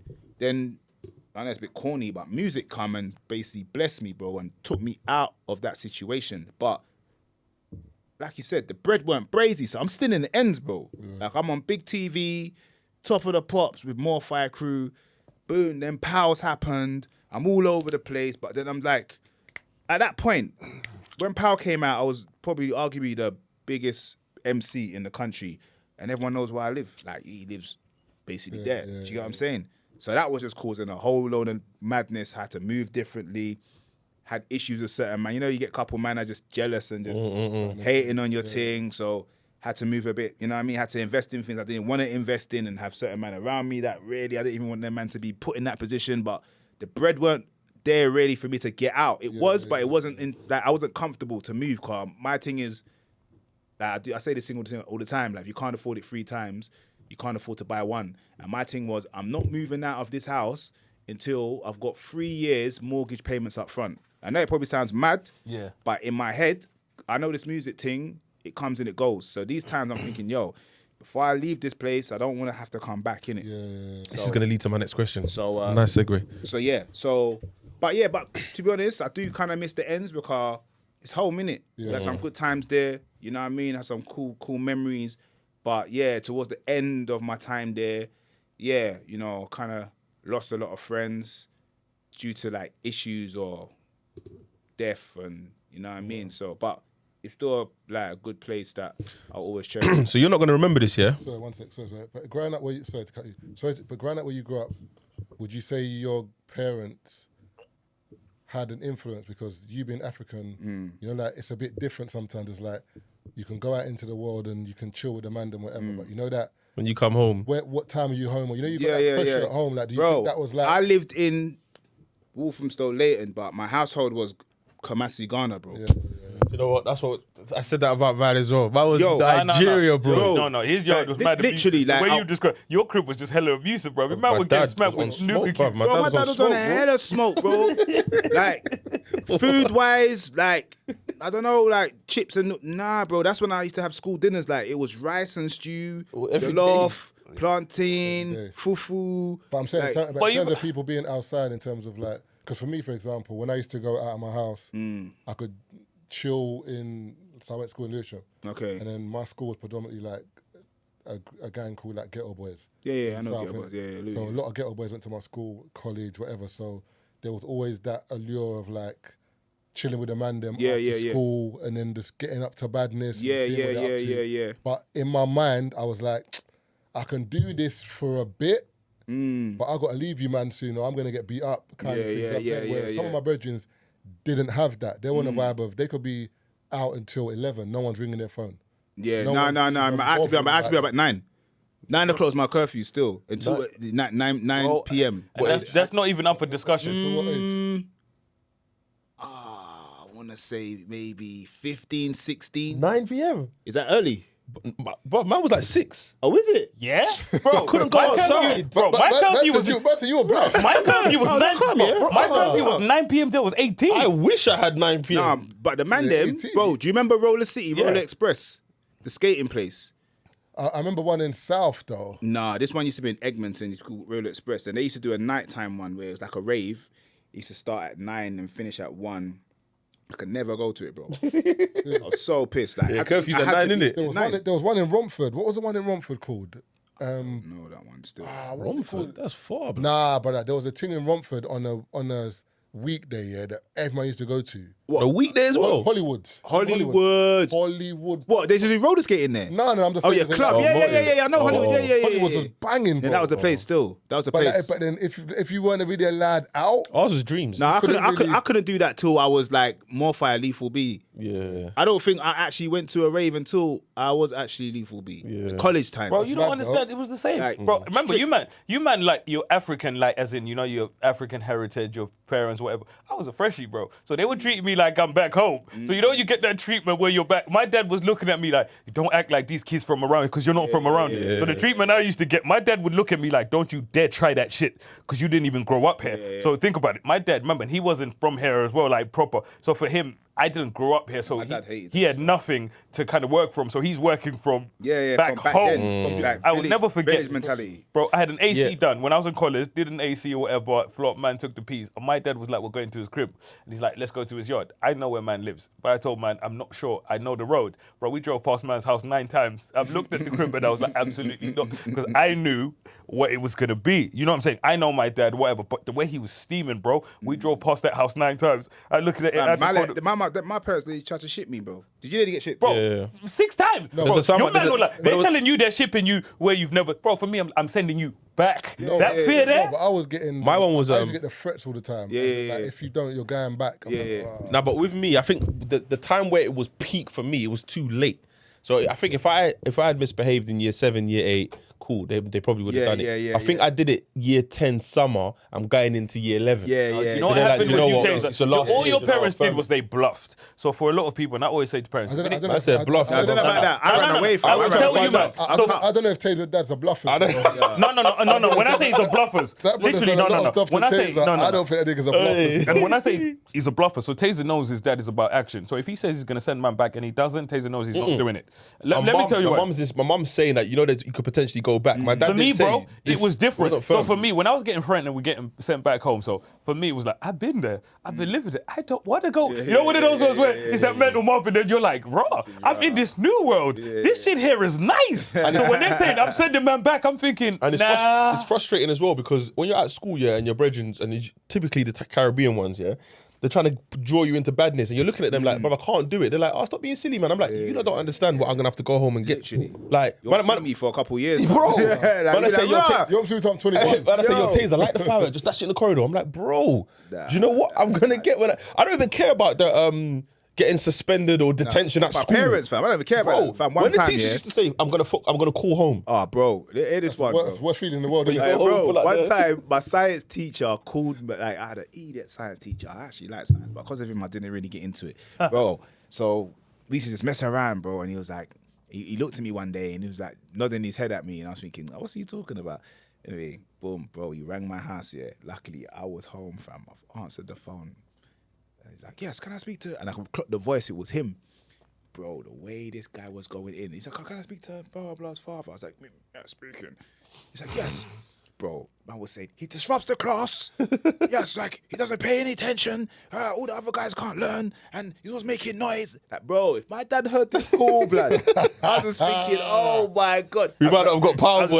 Like, bro, you definitely wouldn't have got power, bro. So I remember putting the phone down thinking, right, you really tried to do me in. So I've gone back to school next day now. Well, babe. Got our boy down. I've seen the science teacher and he's looking at me like, He thinks he got you. he got me. And I'm thinking, you dickhead, you're talking to me, you dickhead. But one time, I went too far though. Big up Jennifer, my old school friend still. You know them ones that got the wickedest handwriting? Yeah. Had to get out of detention, I don't know why. I just thought I just want to do it. So I told her to write a note, say it's from my mum, like. And it was proper like, do not detain my son after school. He has da-da-da. I think I said I had to pick up my little brother on da-da-da-da. That was proper harsh. So I gave it to my maths teacher, Asian guy. And he was like, this letter's a bit harsh. Let me follow up on this. Oh, Blood. overkill. You overdid it. I got home one day and my mum said, oh, yeah, how was school? I said, yeah, cool. Okay, cool. Just play cool. Wait for my dad to come. I didn't know what was going on. That's the worst one, you know. My dad's come home, call my name. But the way he said it, I was like, You know, This is there's not bass right. in his this voice. is too much bass in his voice. Yeah, sit down. Once I get comfortable, yeah. Sit down. So I'm there quiet now thinking, what's going on? So he goes, oh yeah, so no, did you have detention?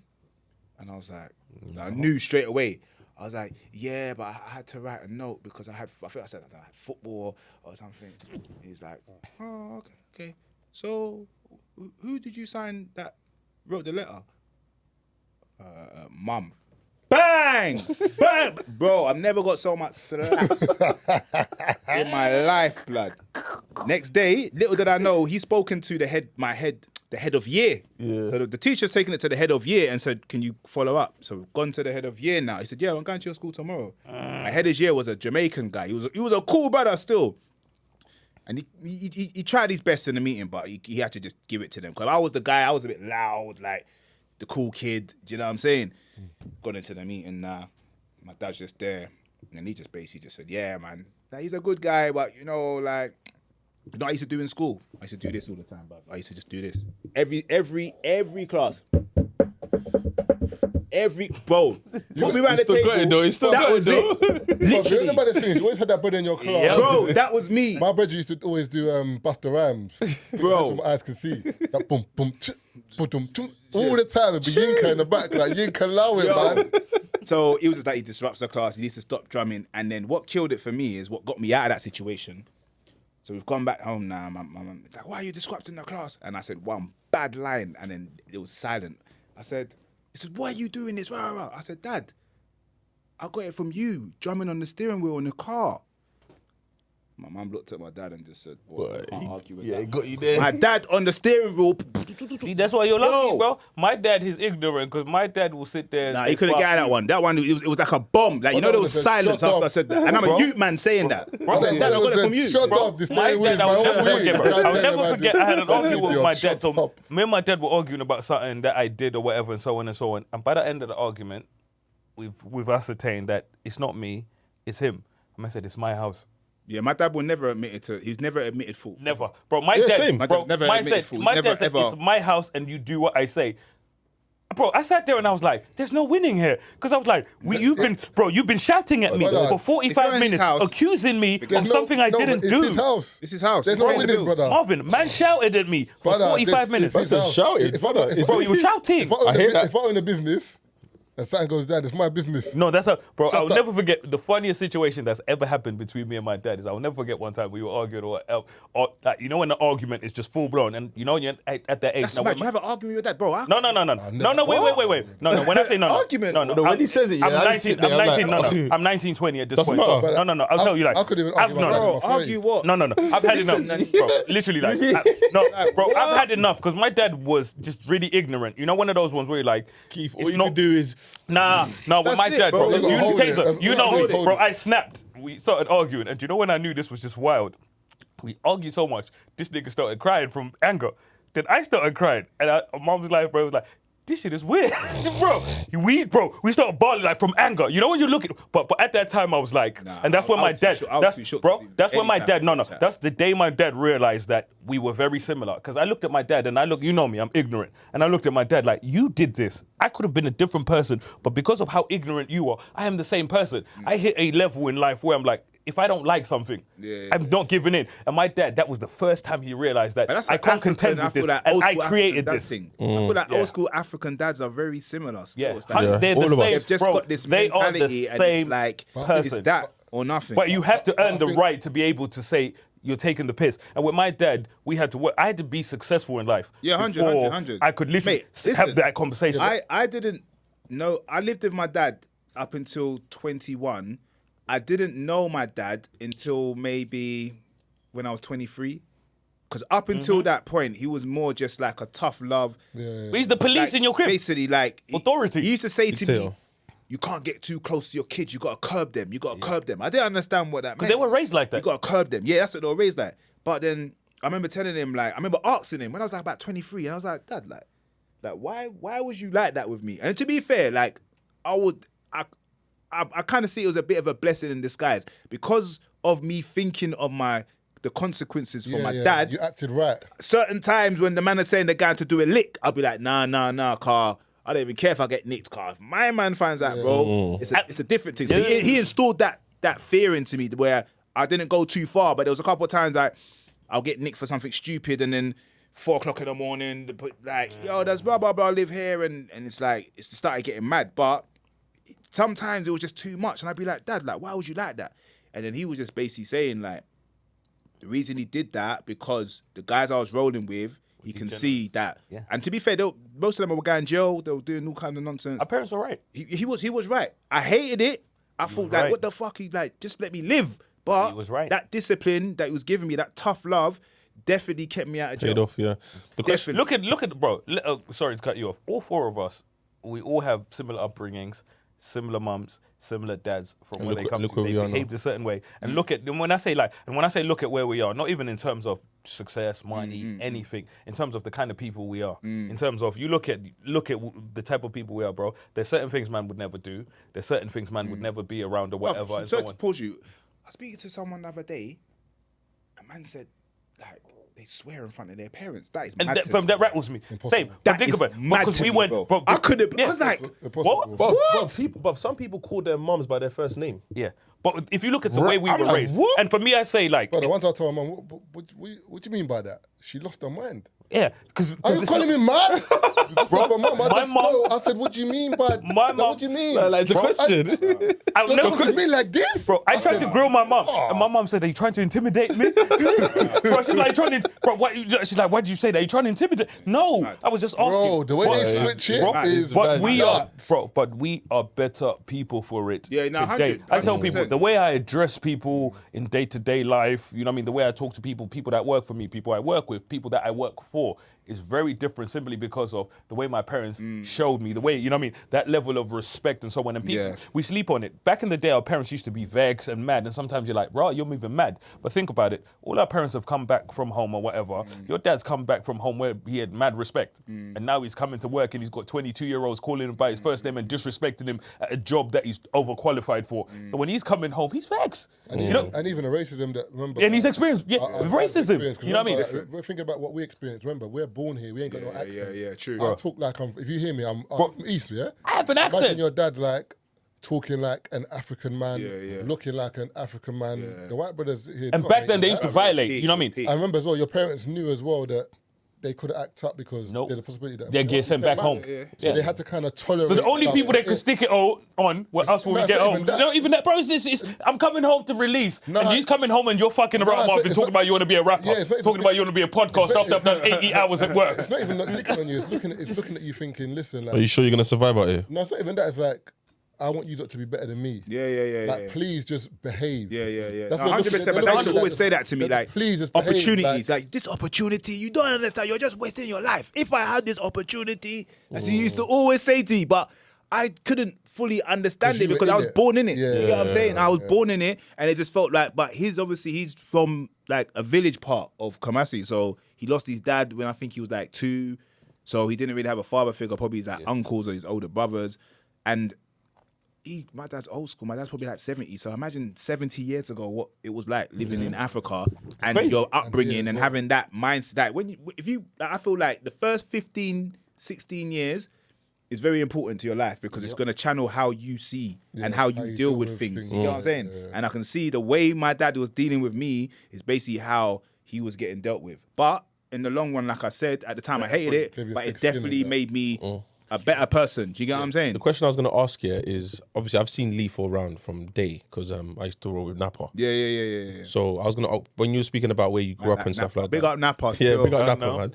So obviously, there was a transition where, I guess, when you see successful grime artists, you look at the charts, then you might look at their drip, but Lethal with the cars was a mad thing.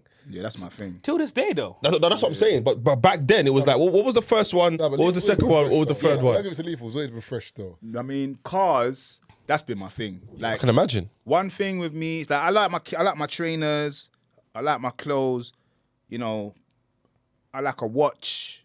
I'm not heavy on the jewels. I got a few, but I'm not really. Cars has always been my thing. Like my first probably mad thing, I would say I got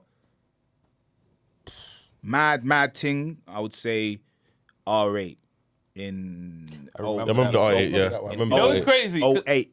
Because I like cars, I've definitely kept up with you. Yeah, you remember? Yeah, remember the R8. The R8. That was like my first like. No, tell a lie. I bought a Bentley. Yeah, in before the R8. I did, but I had it for a month, brother. I think it's like 6 litre. I had it for 2 weeks. 2 weeks. W12, bro. You sold it. 2 weeks, bro. I used to go from my yard to Central, £60 a day, brother. I was like, this is mad. I shot it, bro. No, tell a lie. I found the R8. I said I found my boy gave it to me. I gave it back. What was the R8 though in terms of litres though? That one? So V10. V8. V10? V8. Well, you had the V8. When it first landed, before like, the V10 when it first come, so yeah, V8. Calm though, because that's all different, innit? Like 4.2, it's all like efficient. The petrol don't burn as fast, etc. So I got that one, and then after I got the V10 convertible thing, but I got the Bentley. R8 Spider. First. I remember. I remember you talking about the Spider. I remember that one. The white one. That was like fucking 09 or 2010 or something like that. When did you get the Ferrari? I bought the Ferrari. That was Rari workout. The one you crashed? Yeah. So, bro, I like, Ferraris are just so sick, yeah? Mm-hmm. But you actually need to know how to drive if you want to own a Ferrari. Because, brother, the turbo and its rear wheel drive, it just pops out of nowhere. The back will just spin. Bro, I crashed my Ferrari doing about 30 miles an hour, bro. I wasn't speeding. Bro, I was changing lanes. But as I'm changing lane, I've accelerated. The thing's just done donuts. And then I've conked out. And then I've gone onto the steering wheel, my head down. And my foot stood in the acceleration. And then my boy is next to me. So he's awake and he's seeing what's going on. And then I woke up and then I put my foot on the brake. I was doing donuts and what's that road? By King's Cross, that King's Cross Road. I know the A40. No. See King's Cross Road, King's Cross? Yeah. I think it's opposite the Standard. Yeah, the motorway. Yeah. Not the motorway, sorry, the A road. A road. The A40. No, I know. No, it's not the A40. But earlier than that, though. Oh, okay, cool. I used to live around there. Literally right near where the Boris bikes are. Because that's what I crashed into. Pentonville Road. Bit further down. Yeah. I used to live, but where the Boris bikes are, Literally near outside King's Cross. Okay. Opposite Honest Burger.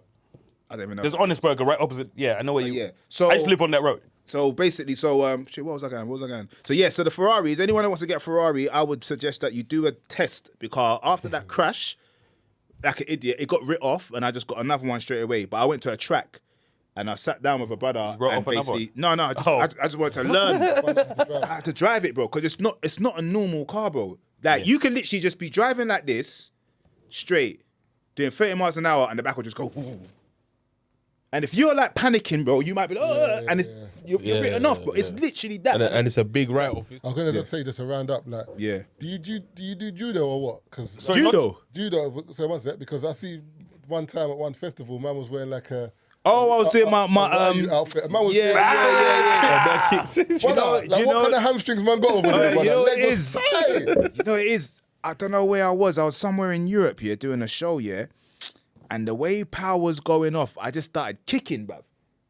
And it just started, and then people were videoing it, and then people were just going mad, and it was like, But black. your leg goes higher, bro. It does go higher still. But no, I used to be an athlete still. Like I'm a natural athlete, like football and athletics. And when I saw that, the way that aesthetically, the way it used to look, I was like, the pictures I need look to run with this, fam. So anytime Power came, I had to do the kick. So that show was a Reading and Leeds festival. So I said, you know what, it was a big show for me. So I said, nah, you know what, let me put on the Kung Fu outfit, fam, and do it properly. But hey, this one.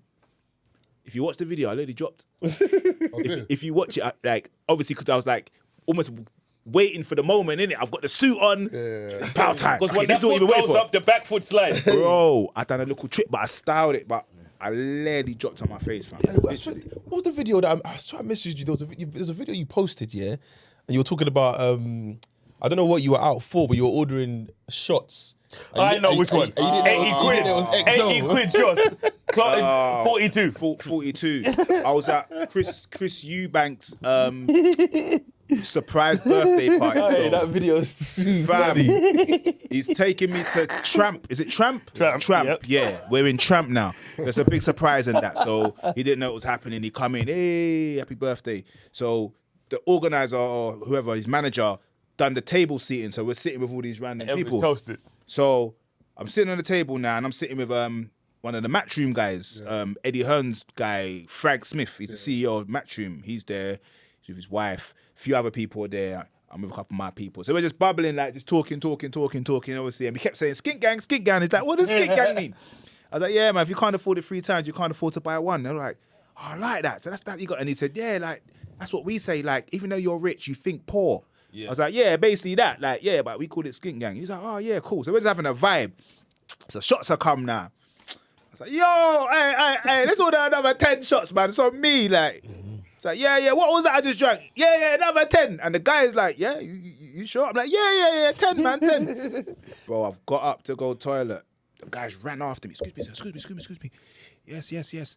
I didn't want to be rude in front of everybody, but that is 1942, and that is like, I think it's £80 a shot. Quid, yeah. I was like, £80 a shot? 8 bills? 8 bills. Yeah. Plus service charge. So you're looking at a bag in a bit. For shots. So yeah, get me Patron, bro. I think, hold this 20. Yeah. I should have gave him a 20 still. Give him a tip still. You get me? And I think that Patron cost me like a bill or something like that. Yeah. Bro, No, it's mad. but But you know what the funny thing is?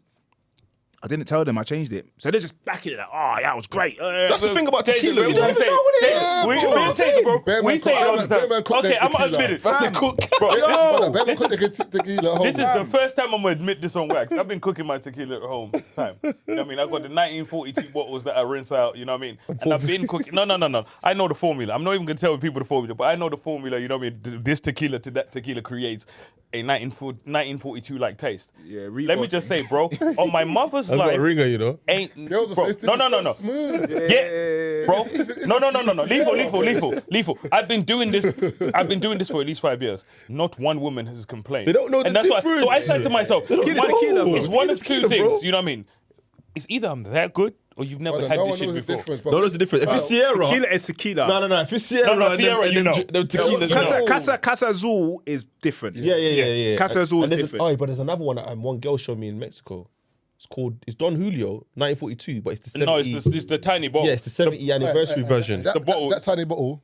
The brown bottle. Brother, it don't taste like Bro, we drank that. We drank that. You drank that at my house. That tiny bottle, bro. It's like 70. it's like- The Reposado is It's got like an oval kind of. It's got the thicker, wooden yeah? lid. And it's got the wooden lid. Brother, Yeah. it is so Yeah. smooth. So smooth. It's smooth. In Ghana, Smoother than Casa Azul. Yes, No, bro. it's not smoother than Class. No, it tastes- like, it tastes better. It tastes better. No, it does not taste Oh, better. I'm than- I'm not a telling you. tequila man, It but does Casa not taste Azul, better than I Class. can Nah, talk it tastes work. better. Bro, it does not taste better than No, Class it Azul. tastes better, bro. I'm Casa- telling I'm you, talking man. about this one. It tastes better. Let me see that one taste. It's the 70th. Is that Casa Dragonis? No, it's Don Julio, but it's the 70th have- Oh, anniversary. no, it's one. different. Me and Marvin talking I'll about talk about different this one. bottles. You know what? I No, get we're off my talking about the brown alcohol one. ban next month still. I've stopped drinking for 11 months now. Oh, I love So, it. yeah, 12 next- months? I'm trying to do 12 months. Love it. Might be next week actually. So You're yeah. gonna drink, yeah. You're gonna be like, I don't miss it. Bro, here what happened. Someone gave me a alcoholic cocktail by accident the other day. Bro, I took one sip.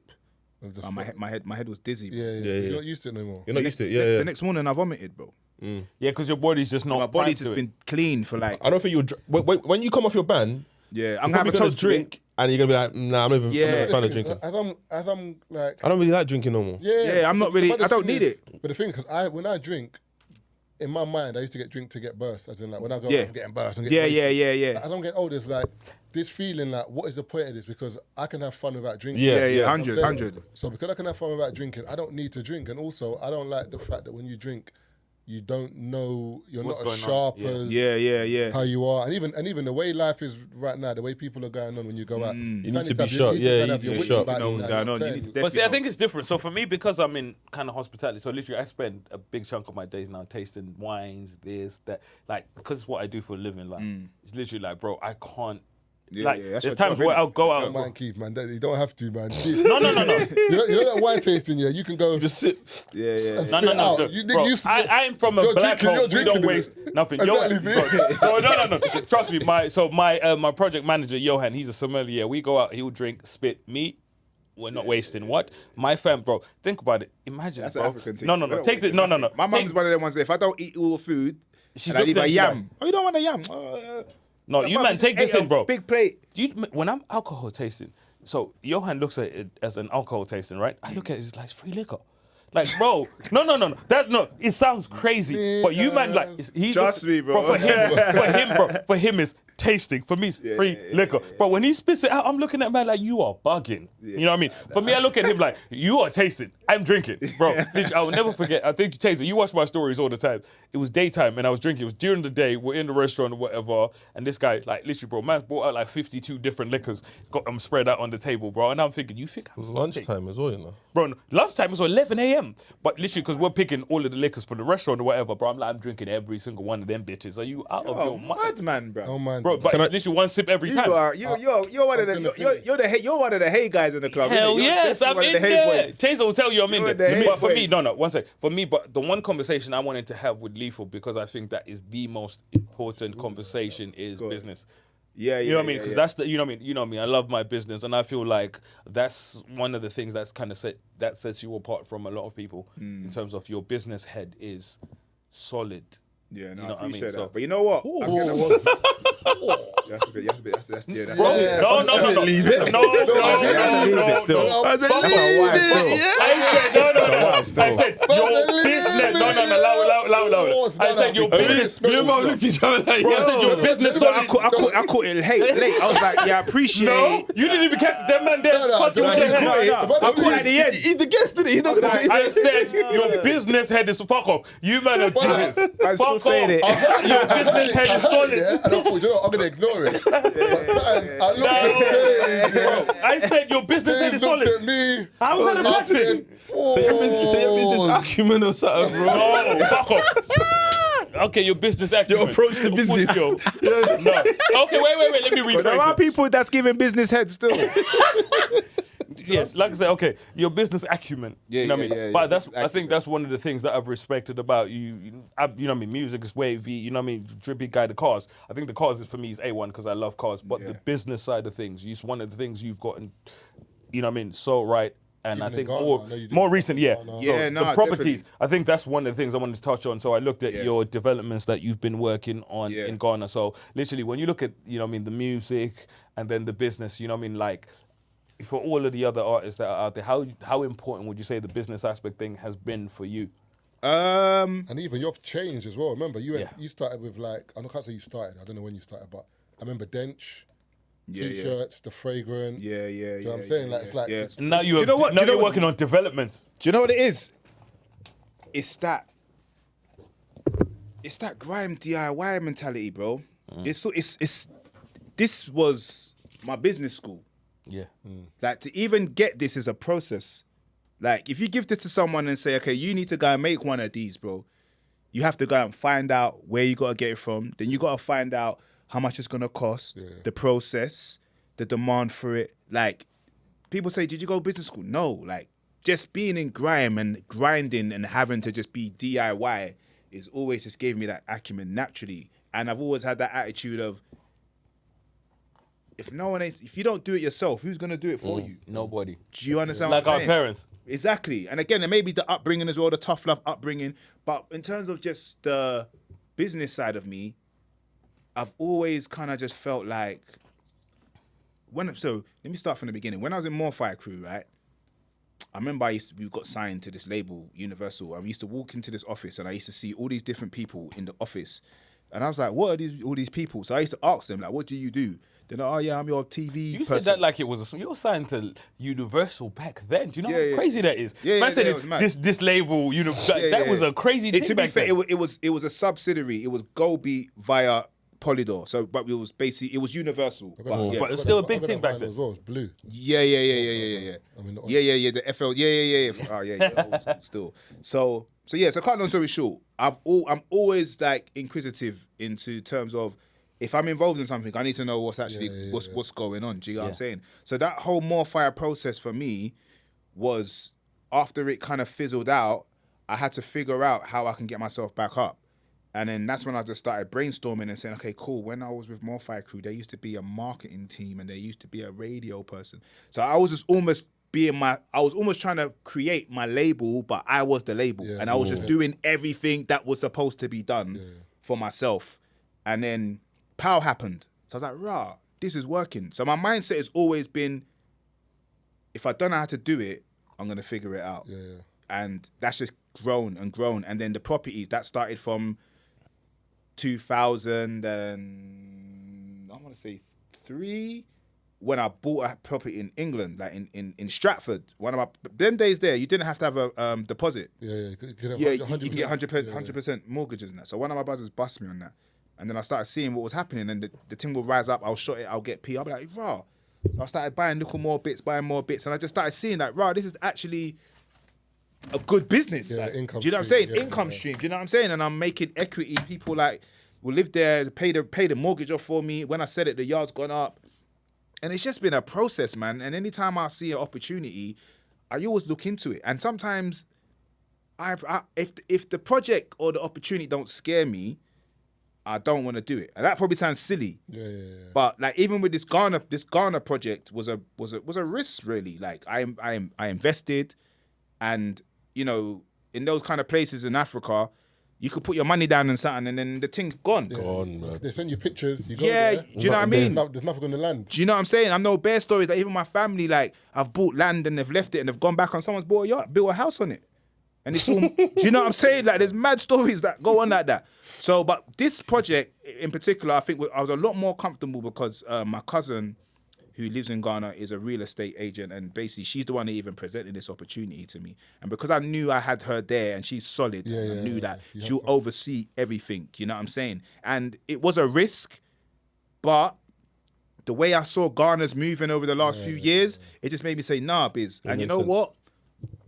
Probably one of the easiest but the smartest decisions I made, because the way I've promoted it, it's just made it like the shard of Ghana now. It's crazy. All the properties are sold out.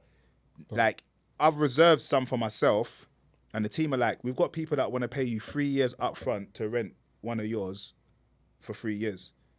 And where it is Piccadilly Circus of Ghana. Oh, like Oxford Street near there. Nah, there's a place called Oxford Street, but it's not that. But just imagine your yard was in Piccadilly Circus here. Okay. That's where it is. That the That location's equivalent. crazy. Yeah, And yeah. one of my apartments I got in there, I could rent out for $5,000 a month, and I'll get 3 years up front. So what is that? Mental. 60 do bags quick maths. times what? What's that? 180. And my investment was probably a bit more than that, but I could get back my investment, like, Literally. you know what I'm saying? And those aren't even the things that you're looking to get back your money straight away. No, That's like no, 10, because I actually 20 want to years. I want to enjoy it a bit. You know what I'm saying? Even I was telling my mum, I was like, Mum, yo, some of the ones I reserve, you know, my mum was like, you need to go and enjoy it and put your spirit in there a little bit. Like, I was like, oh no, man, but a man wants to take up what be 3 years up front. Like, that's crazy. You know what I'm saying? So yeah, That's I 3 mean, years you ain't got to worry about. do you know what I mean? And I was just like, and you know Put that what? money into something else if you want. Exactly. You know what I mean? Or I can go again. Do you know what I mean? Or even, I don't know, like, I'm not really into taking mortgages outside of basically England, but a situation like that, if I was to say, I'm going to take a mortgage on a house in Ghana in a mansion, and I'm getting 60 bags off this one property, and the mortgage is, I don't know, 30 bags a year, I'm getting a free house. And the maddest thing is, my dad was telling me the same thing. My dad was saying that in terms of this country, there's money and property because of, obviously, as you said, obvious reasons. but there's so much tax you got to pay, this duty, that duty. Yeah, they'll suck it. Yeah, he's like, in Nigeria, the houses that I own, yeah, mine. it's yours. Like, no one can tell me nothing. You might pay a small local council tax. Yeah, but it's nothing. yours. So the money over there is like pure. Yeah. And the rent is good. And if you want to sell it, like in terms of Lagos, for example, in certain areas, the price is going up of properties. You know what I'm saying? Same way in Ghana, the influx of people from the US to UK, and then the way the profile of the country is growing, your properties, even that figure you're talking about now, it might even be mad taking 3 years up front because in a year's time, it might go up again. You get it? You know what I'm saying? Yeah. To be fair, I don't think I'm going to do the 3 years though. But just an example of how... I'm just saying. That's actually a good point. That's actually a really good point. With stuff like that, it's like, in Africa, people don't realize there's actually money in Africa. Like, although people say it's a bit wild, we've always been kind of pushed away from doing business back home. Because think about it, all of these other places want us to invest money where they are. But they've always kind of scared you out of investing money. But the funny thing is, all the people that you know, I say scare us, they're the ones that's investing where you are. That's the whole point. If we all invest, don't go there. No, come. So that there's more for them. But that's just 100%. kind of the business. But I also say to people, like, it just depends. I think from when I was in the bathroom, I heard you man say in terms of, is also a risk in terms of if you don't have people back home sorting your stuff out for you can come home, you know what I mean? 100%. And you know what I mean, the pictures of the house that you built ain't what's on there. No, big up my cousin, because I'll be honest, I probably wouldn't have got involved in this if it weren't for my cousin Anna. So I definitely have to appreciate her up, follow her on Instagram. Like, if you want to invest in Ghana, she's actually got a page that's dedicated for people that want to invest and stuff like that. So check her out. Her name is Anna. I'll go on my social media. But I respect you as an artist because you're one of the few people for, I'd say, the last a very long time actually. No, it's been 20 years, bro. Hey, let me plug my tape as well. My new tape's out right now, so make sure you go check it out. But you're gone. You've been you've been doing music for 20 years? Yeah, bro, 20 years. You know what you think? You know you watch Drinks Champ? You don't even realise. This is